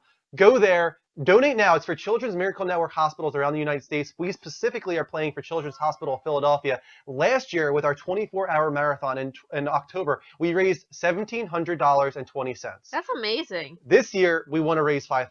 Oh, wow. We want to raise $5,000. We For the can do kids. it. We can do it, guys. That's a lot. We're of starting money. early. Start donating now, building up to Game Day 2015, which is November 7th. That is when we will be doing our 24-hour marathon straight of gaming talk shows. It's going to be awesome. I'm going to be doing a lot of work this year to make it really special, using XSplit and doing a lot of newer, cooler stuff than last year. So get ready. It's going to be awesome. But right now, start it all. Like, get the ball rolling. Go to extralife.org/participant/levelupnetwork. Donate. We already have $35 accrued. And the other big thing this year that we're doing that we did not do last year, anybody can join our team this year. It is not exclusive to just the main 5 Level Up members. Anybody can go on Extra Life, join our team, and the money that you raise personally towards your account will contribute to the Level Up Network team so that we can become the #1 Extra Life team, make the most money out of anybody. So let's do that this year. That's our goal. Let's just raise thousands of dollars for the children. For children, and thumbs For the up. children. Hashtag FTK. Yep. There you go. Thanks for reminding me, Derek. For the kids. You're welcome. But before I go, I want to do a quick side segment for Greg and saying happy birthday to him.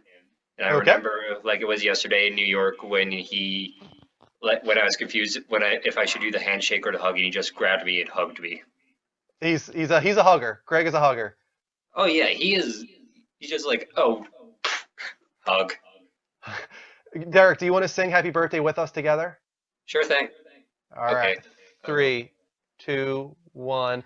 Happy birthday to you. Cha-cha. Happy birthday to you. Cha-cha-cha. Happy birthday, dear Gregory. Happy birthday to you. Cha-cha-cha. Thank you, Derek. Awesome. You're welcome. Level up, man. Level up. Hold on. I'm going to try to send this to Greg via Snapchat. Probably pissed out. He's probably passed out drunk, yeah. But still, he'll get it at some point. Yeah, he has to check his phone at some point. He will. All right. See you later, man. See ya. Derek keeps the hair silky and smooth. All right. That was weird. We're weird. Bogey is not for sale. And you cannot have his fur. I understand why you would want him, though. He's amazing. Well, someone wants just his fur. He's just like sitting there, just staring at people. He's like staring directly into their souls right now. Because he's the best. Yeah, we're talking about you. Yeah, we love you. You're a good boy. Look at your tail wagging. We love you, little guy. Yeah. All right, let's move on to the third side quest of the night. These are my picks for trailers of the week. My name This is a long Kara one, so Zor-El. we're going to talk through this. 24 years ago, my planet. Let's was watch a little bit of in it first, though. This is My Supergirl cousin, coming to CBS. Kal-El, Did you watch this was yet? sent to a planet you called watch it. Earth. You may know his story, but you don't know mine. On Earth, you will do extraordinary things. Until now. You must go. I love you, Kara.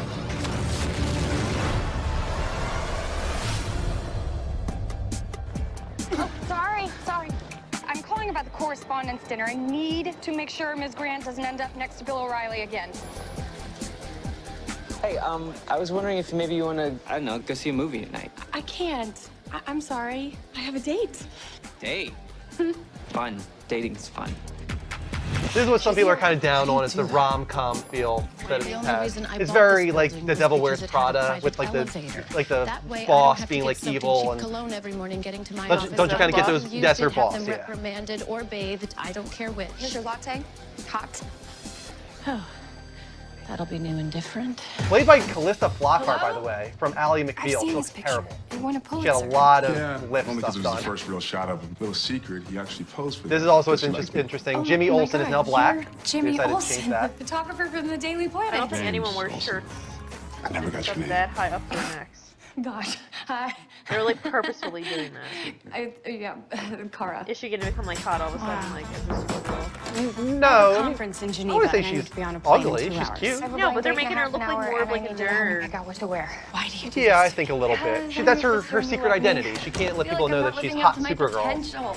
I just fetch layouts and coffee. You always wanted to be normal. This is what normal looks like. I like her too. She's from Not Another Teen I Movie. can That's the lift girl a from Not Another bus, Teen Movie. Stop a bullet, Alex. I They're can sisters. fly. At least I think I can. Here we go. This is where we get into superpowers. She's cute though. I do like the girl who's playing engine failure. Kara. Not just in look, but like personality. She has like a cute personality. She's gonna be hot when she becomes a girl. Here we go. She's about to become Supergirl. Kind of weird that she learns how to fly in like 10 minutes, but it took Clark like 10 years on Smallville. We're going down. Brace for impact. Oh, come on. The only thing I will say is that there's just so many of these types of shows. Flash, Arrow, Gotham, Daredevil. It's like just like too many.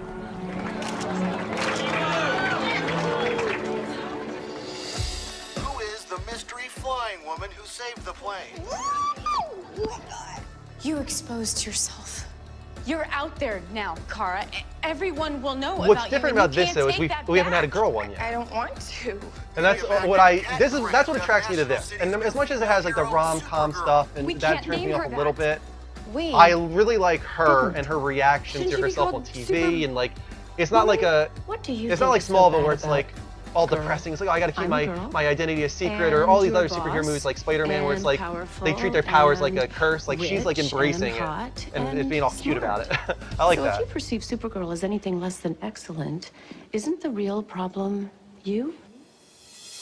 Kara? I'm going to tell you something about me that for most of my life I've run from it. But last night I embraced who I am and I don't want to stop. Oh my God, you're a lesbian. Oh, Kara, that's why you're not into me. This is great news. I'm not gay. I'm her. The woman who saved the plane. Okay, right. Kara, what are you doing? Hey, Kara! You're her. Yep. This is what I really don't like is this music. Come on. Where's my cape? Capes are lame. You can tell your cousin I said so. Actually, never do that. So, to be a superhero, you need a crime. There's a Yeah, car she's chase hot. on the 112 freeway. Yeah, what a surprise. I knew she was gonna be. A cape aids with aerodynamics. I do like I the should've development of thought the that. costume. It's very much like Lois and Clark, which is what this show reminds me of. Is You Lois sure and you're Clark. bulletproof? Hope so. All right, the new cape is made from a structured polymer composite. It's much sturdier than...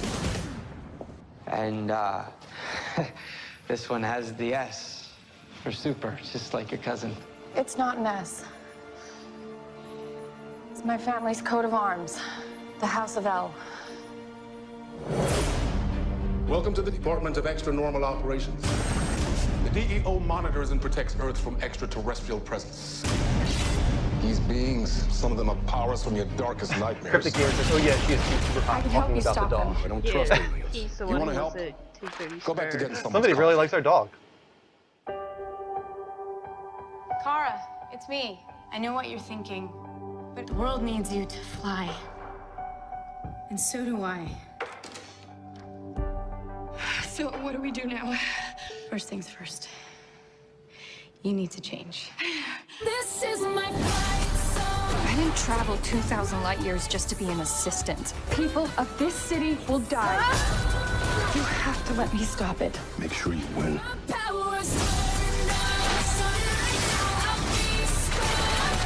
Yeah, a little cheesy at the end here. It's funny, I was gonna say I like the cheesy part. You like the cheesiness?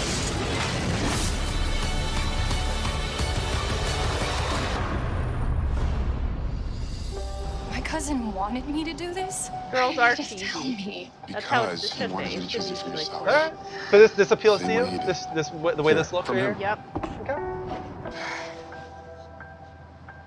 It's the blanket he was wrapped in when he was a baby. Apparently, this cape won't shred. Thank you. Now, don't you have a city to protect? You know, up and away?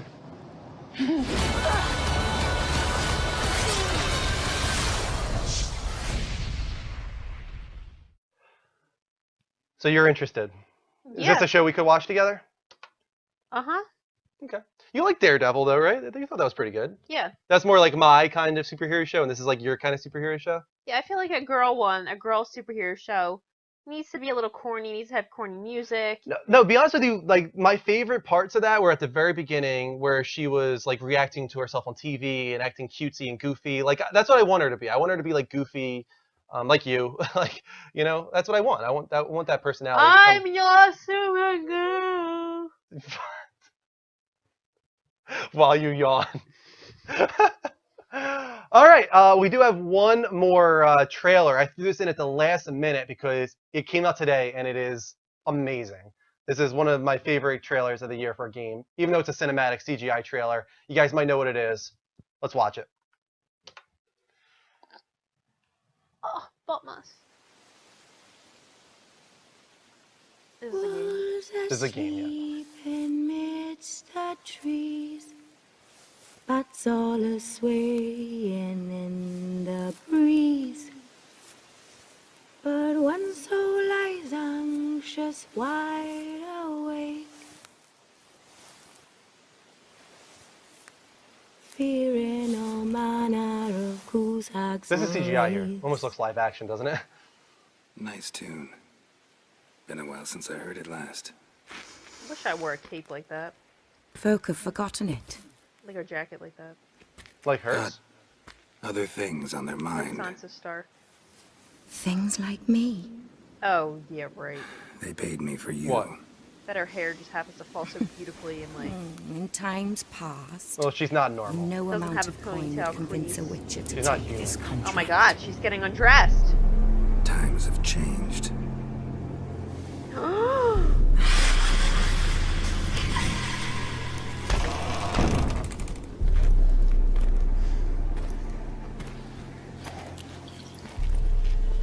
Rezu TD, thank you so much, man. I really appreciate it. Oh no. Oh no. It's really like that comes back later in the trailer why he just did that. You don't know what he took, but it's awesome. That made him become like fierce. No, not exactly. Maybe a little bit. There's something going on with his eyes now, but you'll see. What is he, a wolf? This is the newest cinematic trailer for The Witcher, coming out in just a week. I can't wait for this game. That looks real.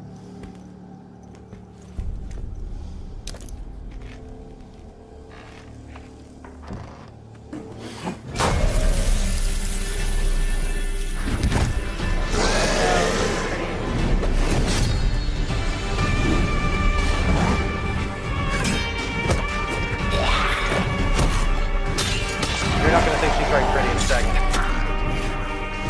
Wow.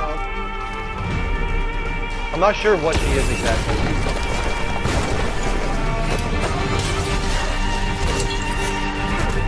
Oh, native pixie duck.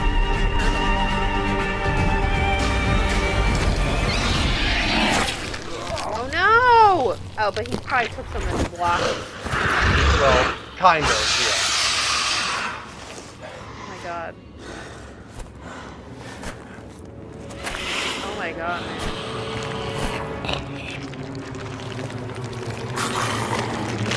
What he took, Ocean Star protects him. Yeah, I think so.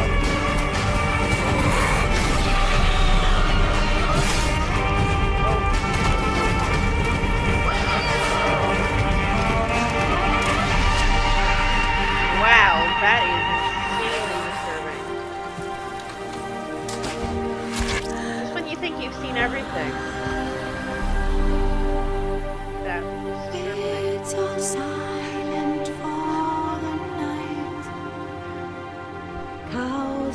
This is what he is, though. As a Witcher, I don't read the books, but a Witcher basically takes on these hunts and hunts down these malevolent creatures, all different kinds of crazy stuff. So that's his job, is just to find these things and kill them. Well, I think you should wait to play this with me. Really? Why? Because it looks good. It does look good. And it looks pretty. Paid in coin of gold. He'll chop and slice you gut and dice. Looks like the sunlight also burns her, whatever she is. Eat you whole. May 19th. It's just around the corner, guys. Looks amazing. That's one of the best cinematic trailers I've seen in a long time. Yeah, that looks pretty good. RezuTD, do you play games, stream games? Yes, every Friday I stream games. Tomorrow, actually. Maybe. We'll see. Usually on Fridays. No, you won't be home tomorrow night. Why won't I be home tomorrow night? What's going on? Because we're going to the wedding. I will not be streaming games tomorrow. I was trying to remember why I wasn't home tomorrow. So I will not be streaming games tomorrow, but typically on Fridays I stream games from 6 to 7, around there. We are above 200 or 20 follows tonight too, so I'm going to give out some XP to the chat room. You can go head up. I was going to say, I'm going to go upstairs because I need to lie down. Let's see if I can get out myself. Don't forget to shut this mic off. Yep. Will do. Good night. Good night. There you go, 300 XP to the entire chat room. Thank you so much to everybody watching the show. Really appreciate you being here. This is Level Up Direct. Let's go to the chat room for a little while. Good night. Kristen's going up. Say good nights to Kristen. Want to take Bogey with you? Well, he'll follow me. Oh my god, can I walk? Hey, Gage. Welcome to the show, man. Owie. Also, let's create a new goal. We have 22 follows tonight so far. Let's see if we can get to 30 before I shut off the stream. So I will change our goal. You like my dog pants? I got my dog pants, not my flippy floppies. Boom! Here comes the boom! Here comes the boom! You got a lot of energy suddenly. Boom! Here comes the boom! I think they heard you. All right, exit Kristen. Just me now again. Thank you to Big Red for following. Let's acknowledge all of our follows tonight and see if we can get to 30. Oh, we got a donation on Extra Life. Wow. Who was it? It doesn't say who it was. I'm going to go to the website and check it out, but first the follows. Thank you to Wolf Girl Love, Maverick, Highlands, Sega, The Fork, 2002, X Eric X, Sergeant Zoppel, Blue Jays, Haunted 357, Sham for Trade, Volt, David Bulu, I think, 15, Donnie, Hitman, Master Toke, Haywire, Slobby Bobby, Danny Gorton, D Cooley Bang, The Name is Bond, Dan 1280 Gaming, Life Media, Tech Thrash, Long Bong, Oh My God Surgic, Rar Shua, Blaze Boy, Stubby Spills, and another one that just happened. Another couple that just happened from Spike, Shred the Gamer, and Big Red. Thank you for the Twitch hearts, guys. Keep them coming. And let's check out who donated to Extra Life for Children's Hospital of Philadelphia. Whoever did, you're awesome. About to check it right now. Bakery Dude says, good show. Thank you so much, man. You're awesome. Thor versus Wonder Woman. Ooh, geez, that's a tough question. I would probably give it to Thor, personally. But there's a lot of different incarnations of Wonder Woman and the way her powers are displayed. I don't know. Tyler Elkins. Thank you so much. Mr. Rager, our newest Extra Life donator, donated $15 for the kids. Hashtag FTK for Children's Hospital of Philadelphia. You are awesome, man. Thank you so much. We're already at $50 raised, guys. We're on our way. We're going to beat our goal last year. We're going to make it to $5,000 this year. I know it. Go to Extra Life, guys. I'll put the link in the chat room again. Help us get to our goal. Raise money for Children's Hospital of Philadelphia, Children's Miracle Network hospitals in general.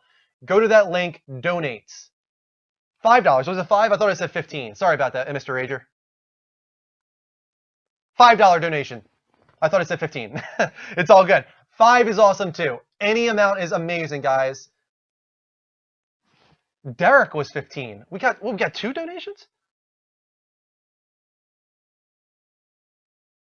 Oh, wow. That's insane. You guys are donating. Thank you so much. $5, $15, both of them. That is awesome. You guys are so great. Drew, can you buy me The Witcher 3? No, I'm sorry. I can't. I'm buying it for myself. Dog versus llama. Dog. Well, I guess it depends on the kind of dog, right? There's a lot of different kinds of dogs. There's only one kind of llama that I know of. So that's tough. What are we at? Are we at $50? I think we're at 50. We're at 50 right now. Yep.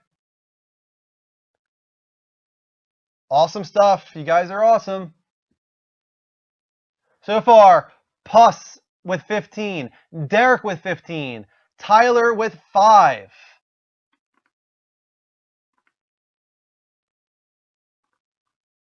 And actually, I donated 20 as well, so we're actually at $70, technically. Take this call from Joe. Hey, Joe, welcome to the show, man. Hey, Drew. Congratulations for all the donations. I'm seeing that you guys are getting a lot of donations, and I'm really happy about that. Yes, it's all for Extra Life, though. It doesn't go to us, guys. It's all for Children's Hospital in Philadelphia. Yeah, that's really awesome. Thanks a lot, guys, for donating. Actually, I wanted to bring up a topic. I'm sorry if I'm interrupting, but no, you're not at all, man. We're wrapping up the show soon, so you're good. I wanted to talk about Konami and Kojima. Yep. And I mean, obviously, I'm going to be talking about like Silent Hills, but not really. See, the thing is, you've played like everyone's played early Kojima games, like the first Metal Gear Solid. Pretty much everyone knows that, you know, Kojima, for the person of people, like, he likes to mess with people. He just likes to mess with their heads. Yeah, definitely. He's a manipulator. And then that got me thinking, well, maybe he's just doing, like, you know, the whole cancellation of Silent Hills or something. I feel, in my opinion, in my theory, I think he's intentionally doing that, and he's not actually canceling the game. I think he's just doing it just to piss us off so he can mess with our mindset. But he's going to use this to his advantage. He's making it look like he's the bad guy, but really he isn't. That's what I feel. And I feel maybe I hope so, Joe, but I think you're being a little optimistic, to be honest with you, just because it doesn't seem like this is Kojima's choice in the matter anyway. I mean, if he is really being, you know, fired technically from Konami, that's what we're hearing. He's being let go from Konami once Metal Gear Solid 5 is finished. If that's the case, then there is no choice in the matter. Even Guillermo del Toro said that it's done. Norman Reedus says that it's done. Hideo Kojima says it's done. I think it's just that Konami is not canceling Silent Hills. It's just they are canceling the version of Silent Hills that we thought we were getting. We thought we were getting this Hideo Kojima, del Toro, Norman Reedus, amazing looking game, and now we're going to get something completely different, and we have no idea what that's going to be. Yeah, I completely agree. But, you know, some of me, like you said, I am feeling a little too optimistic. Some of me feels that he is kind of messing with us, and maybe God, you know, I hope that, you know, we actually get the version we all want. But then that led me to believe, you know, maybe like what was the whole point of, you know, taking it off the PSN store? You know, it's not going to be that big of a deal. I mean, just leave it on. And that kind of, you know, that really bothered me. I was like, why go through all the trouble of, you know, locking everyone out of their accounts to, you know, that whole big update? Why go through the trouble of deleting it off their, you know, their history? Because that's a really hard thing to do. No, yeah, they had to go to the extra mile to do that. And my only thought on that can be is that they don't want an advertisement for a game that technically will not exist anymore. Even if Silent Hills comes out, the demo of PT is not representative of the final product that will eventually come. So for that reason, I think they want to not let people think about PT or Silent Hills in that way anymore. They want to sweep that under the rug. Whatever we get from Silent Hills in probably multiple years from now is going to be something that we aren't expecting. Exactly. I just hope that this whole thing about, you know, Kojima and Konami, because I feel Konami is getting a lot of hate, more hate than EA. Yeah, I know that's. I think rightfully so, though. The way they handled this is terrible. It seems like there's a lot to this. It seems like they might even be exiting console gaming for the most part. They supposedly canceled Pro Evolution Soccer for the year. They removed themselves from the New York Stock Exchange. They are doubling down on mobile. I don't think they're going to be doing console gaming much longer. I think they're going to remove themselves to making games in Japan and making mobile games primarily, and that's the reason we are not going to be really getting Metal Gear Solid or Silent Hills in the console way that we're used to getting them. Exactly. I'm just really pissed off that that this might be Kojima's last Metal Gear because I'm a huge Oh, it Metal Gear is. fan. If everything is to be believed, if we are not being lied to, this is the last Kojima Metal Gear Solid and might be the last Metal Gear Solid ever made. Exactly. Which is crazy. It's crazy to think that. But to be honest with you, I think they're going to go out on a really strong note. This is the end of the Big Boss story. This is the end of really the Solid Snake Big Boss arc, and I feel like Kojima this is his swan song. He's ending on a high note, and then he's leaving the franchise forever. This is what he wanted to do anyway. He wanted to stop making Metal Gear Solid games. Now he's kind of forced to do that anyway. So I think it's okay. Yeah, true. Well, if this game is truly as great as they say it is, I'm gonna be happy. I guess I'll be happy with just this. It's better than nothing, and oh yeah, and it's not like this is like the last game ever to be made. I mean, there's tons of things to come out. Like, for instance, Kingdom Hearts 3, which I'm really excited for, and Fallout 4. If God, there's still so much to look forward to. I mean, No Man's Sky. Whatever, even Tearaway Unfolded, I'm looking forward to. And then you got Uncharted next year. You got Rise of the Tomb Raider if you're an Xbox guy, and so many others too. There's a tons of games coming out. Until Dawn, I'm excited about Until Dawn too. Oh yeah, is that the horror game? Yeah, I've seen a lot about that. Yeah, and supposedly that's late summer we're hearing. So there's still stuff to look forward to. Even if Silent Hills is canceled and whatnot. That's really great. Thanks, Thanks for all the the airtime. I hope you have I hope everyone donates. Keep the donations, guys. Keep on donating. Yeah, thank you so much, Joe, man. Level up. Level up. As Joe said, keep those donations coming, guys. It all goes towards children's hospitals around the United States. It's not going towards the Level Up show. So go to extralife.org/participants/the Level Up Network and donate. And if you want to join our team, go to extralife.org/team/the Level Up Network. Join our team, raise money towards your name, and it'll be contributed to the Level Up Network Extra Life team. We're going to make a lot of money this year for the kids. Let's get that extra 5 follows right now, guys. I'll give that another 300 XP if in the next 5 minutes we can get 5 more follows.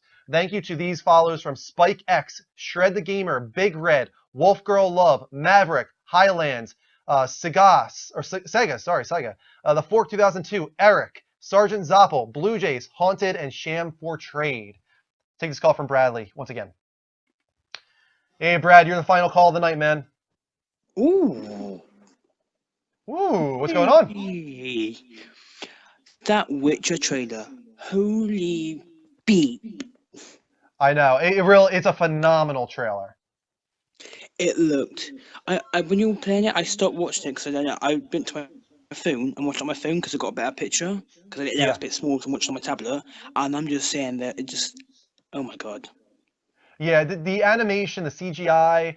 The voice acting, just the nature of the trailer and what it's telling, everything about it is just stunning. I love it. It got me so hyped for the game.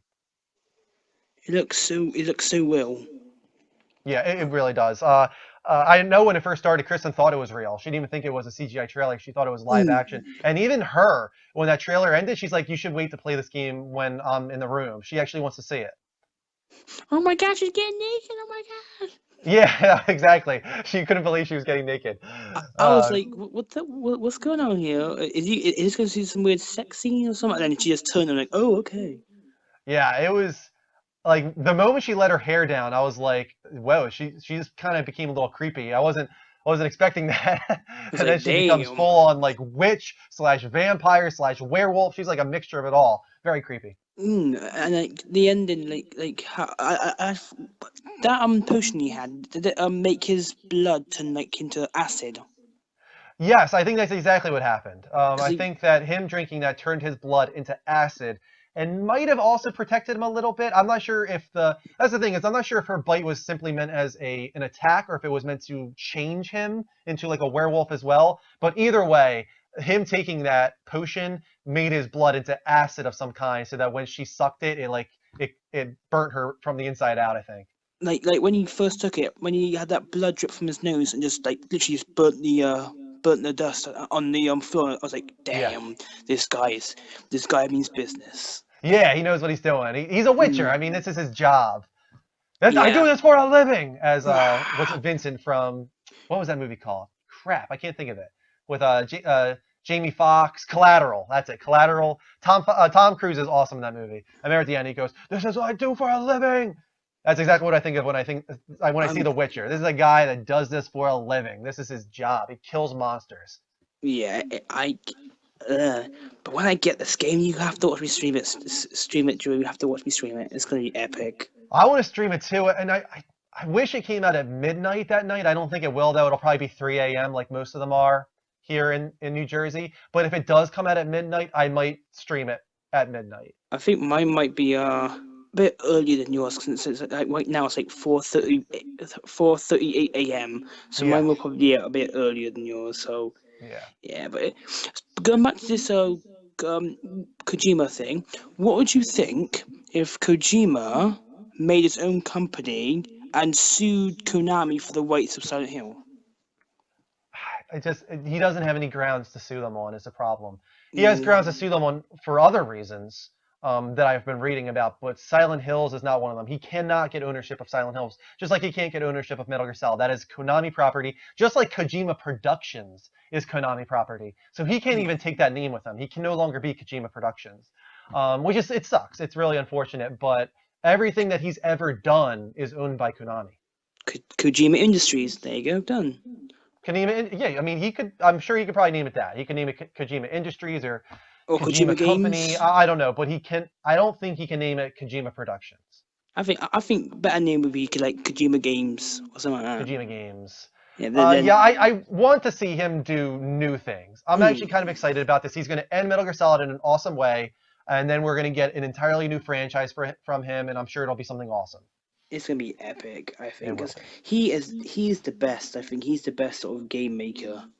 He is one of the most creative game developers out there, and one of the best storytellers. One of the most imaginative. Not even just from a story perspective, but from a mechanic perspective, merging gameplay and story in a really cool way. He's a genius, honestly. I honestly think he's a genius, especially when it comes to master manipulation. He's a guy that knows how to play with his audience to make them think things that aren't going to happen with these conspiracy theories and stuff like this. He's really, really smart. Can you imagine if his whole thing was a conspiracy theory? Like they put all this fake stuff in, like he's been all faking it, and you'll come back at E3 saying we're bringing out Silent Hills. It was all ruse. Match is still working for them and stuff like that. That would be epic. Oh my god! I know you can never put it past Kojima. It's possible, but I think it's optimistic to imagine that this is all a facade. He just comes back in the E3 going, guess what, guys? I am in fact. It was all a joke to like promote me and stuff out, or like something like that. Yeah. All right, Brad. I think I'm gonna wrap up, man. All right. Thanks for being the final call of the night. You are welcome. Level up. Thank you for having me. Level up. And that is it, guys, for Skype. Thank you for all the great calls tonight. Just a couple trolls, and not bad trolls, just I don't even know why they were calling in. But we did get one more follow. We're 4 away if we want to get to that follow goal. I'll give out another 300 XP to the chat room if we get 4 more follows. Thank you to XSkills101 for the final follow of the night. And I see a lot of questions about XP and Bank Heist. Here's how it works, guys. We're on all week long. We're on with gaming streams Monday, Tuesday, Wednesday, and Friday. We're on with gaming talk shows every Thursday and Sunday. Every time you watch us, there's a loyalty system in place. We want to reward you guys for being a part of our show. You get 1 XP for every minute that you're watching us live.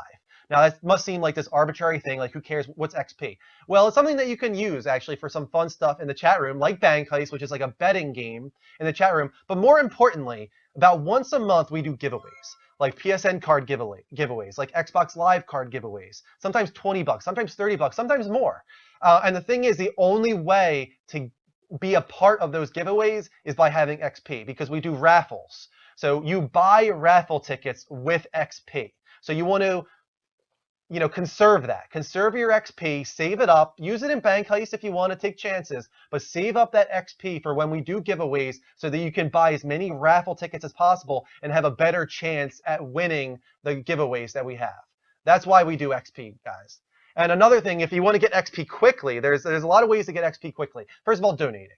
If you want to donate simply, to the Twitch alerts, every dollar is 25 XP. So that's a quick way to get XP. Another one, even faster way to get XP is Patreon. Each tier is worth 100 XP. So if you donate $1 per month on Patreon, that's 100 XP per month. $3 per month is 200 XP per month. $5 per month is 300 XP per month. It goes up tier by tier. So go to patreon.com/levelupnetwork, donate, and you get all kinds of rewards in return. It's the best way to support this network, the best way to help us grow and to make it better for you guys in the future. We are getting one more call. It's Dustin, and he's a great caller, so I will take this. Hey, Dustin, I was going to wrap up, but since it's you. I figured since it was me, you might answer. Yeah. What's going on, man? Not much, man. I just wanted to officially go on record with Amanda here, as well as saying happy birthday to Greg on the show. Happy birthday, Greg. Yes, hopefully he watches this archive so you can see all the love he's getting. I'm sure he's going to watch the archive. You know him. Yes, he's a good man. Exactly. Was there something else you want to talk about as well, Dustin? I could touch on a couple of the topics you hit on tonight, unless you were really aching to get away from the stream. I can give you 5 minutes.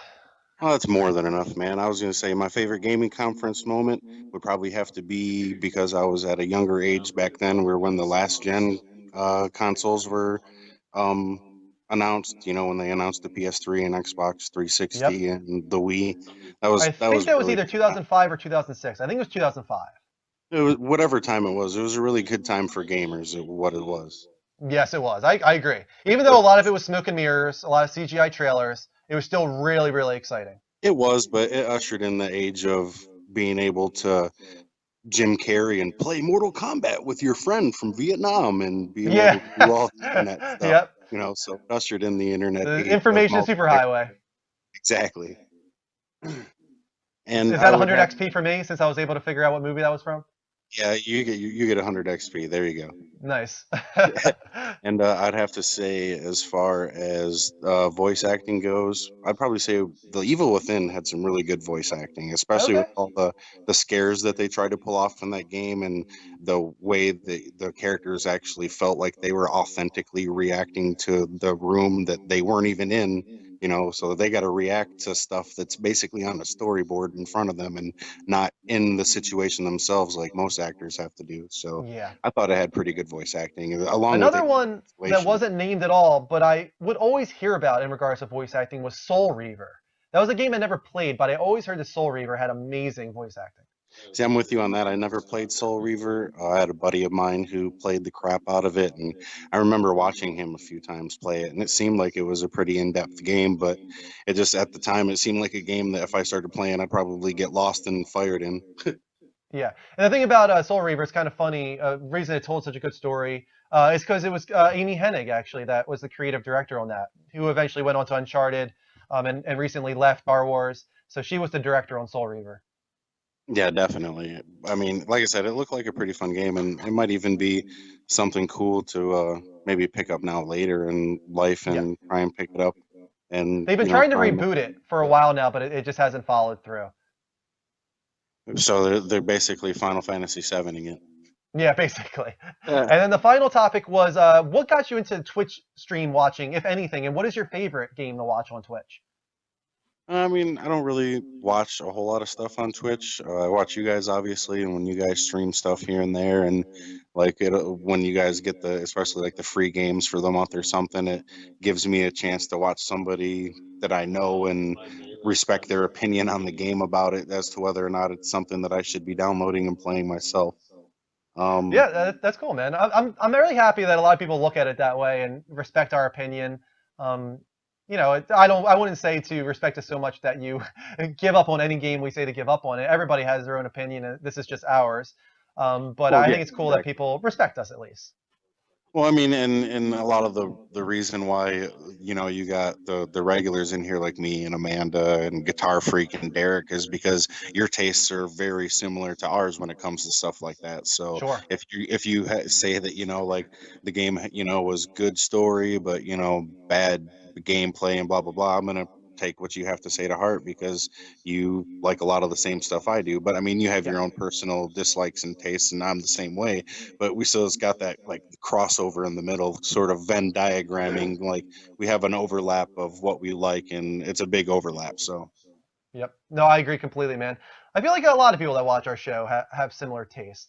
We're a little out of touch with like the younger crowd who are more into like like Minecraft and stuff like that. I feel like I just never was a part of that generation. But still, I feel like we have a lot of older guys too, a lot of 20-year-olds and 30-year-olds that are right in the same place that we are.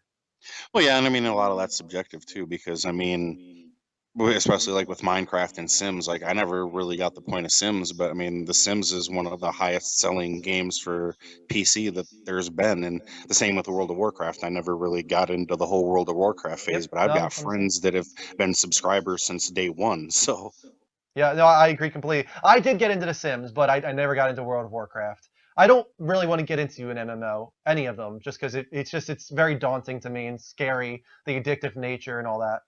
yeah, very true. And I mean, Destiny had elements of that, and I think that's what a lot of people latched onto was, a first-person shooter that they gave a sort of MMO taste to it. And Yeah. that's what I kind of like looking forward to with the Elder Scrolls. Like, I don't really like MMOs either, but I've been a really big fan of everything Bethesda's been doing, especially on the Elder Scrolls front with Morrowind and Oblivion and Skyrim. So I'm really kind of geeked to see what they've done with this, and especially that they did away with the monthly subscription. It's like it just makes me want to play it even more, that I know that I don't have to pay it every month to play. Yeah. No, I can agree with that for sure. It makes it easier to give it a chance. That barrier isn't there. Exactly. And I mean, that's pretty much all a game needs is, I mean, whether or not somebody tells you, I mean, you can take their opinion to heart, but you still got to give it a chance. I mean, who knows? You might like something about it that the person didn't see or didn't like, or, and vice versa. Yep, exactly. All right, man. I think I'm going to wrap up. But as always, thanks for calling in. Thanks for being the final call of the night. No problem, and didn't mean to step on Brad's shoes with him being the final the call before me. He's probably all disappointed, yeah. But it's all good. We're all friends here, right? Yeah, no problem, man. And tell All Kristen right. good night for me when you walk up there, and peace, love, level up. Bye, You Drew. too. And good night, Amanda.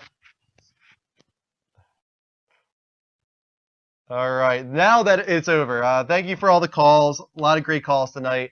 A lot of viewers. We got up to 118. We didn't get to 30 follows. We got close. We got to 27. You can follow us right now, guys. Thank you to Axel Foley Jr., X Skills 101, X Spike X, Shred the Gamer, Big Red, Wolf Girl Love, Maverick, Highlands, Sega, The Fork, Eric, Sergeant Zoppel, Blue Jays, Haunted, Sham for Trade, Volt, David Bulow, Donnie E, Hitman, Master Toke, Haywire, Slobby Bobby, Danny Gorton, D Cooley Bang, The Name is Bond 007, Dan 1280 Gaming, Life Media, Tech Thrash, Long Bong, Oh My God Surgic, Rar Hua, Blaze Boy, and finally Stubby Spills.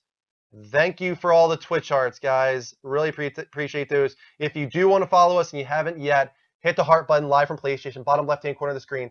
We are on all week long, not just myself. There's a full cast of Level Up streamers, 5 total, actually. We stream Monday, Tuesday, Wednesday, Friday with game streams, Thursday and Sunday with gaming talk shows. This Sunday will be the Level Up Show episode 74. My wife, Kristen, will be here. Then we also have Mike and Dean as well. So check that out when it comes on Sunday. I think that's going to wrap it up for us. Don't forget to also follow us on Twitter at the Level Up Network, Level spelled LVL. We are very active on there all week long. On YouTube, if you want to check out what you missed, we archive all of our streams on there, game streams, gaming talk shows, and also stuff that we don't do on Twitch or that you might have missed on Twitch, like video reviews for TV shows and movies, sometimes even trailers. It all goes on YouTube. So subscribe, please, at youtube.com/levelupshow.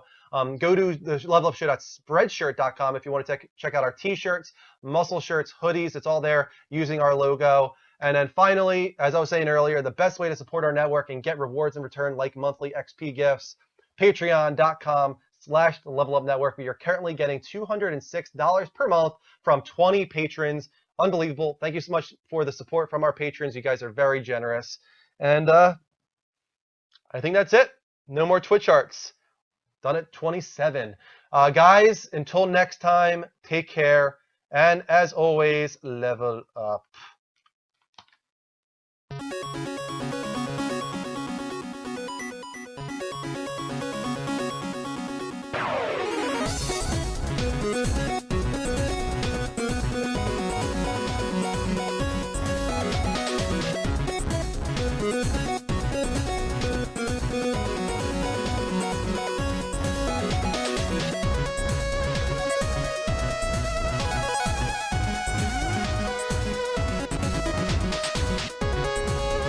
Thank you, D. Cooley Bang, for voting. Everybody, go to topstreamers.com and vote for us. Get us into the top 100 live streamers.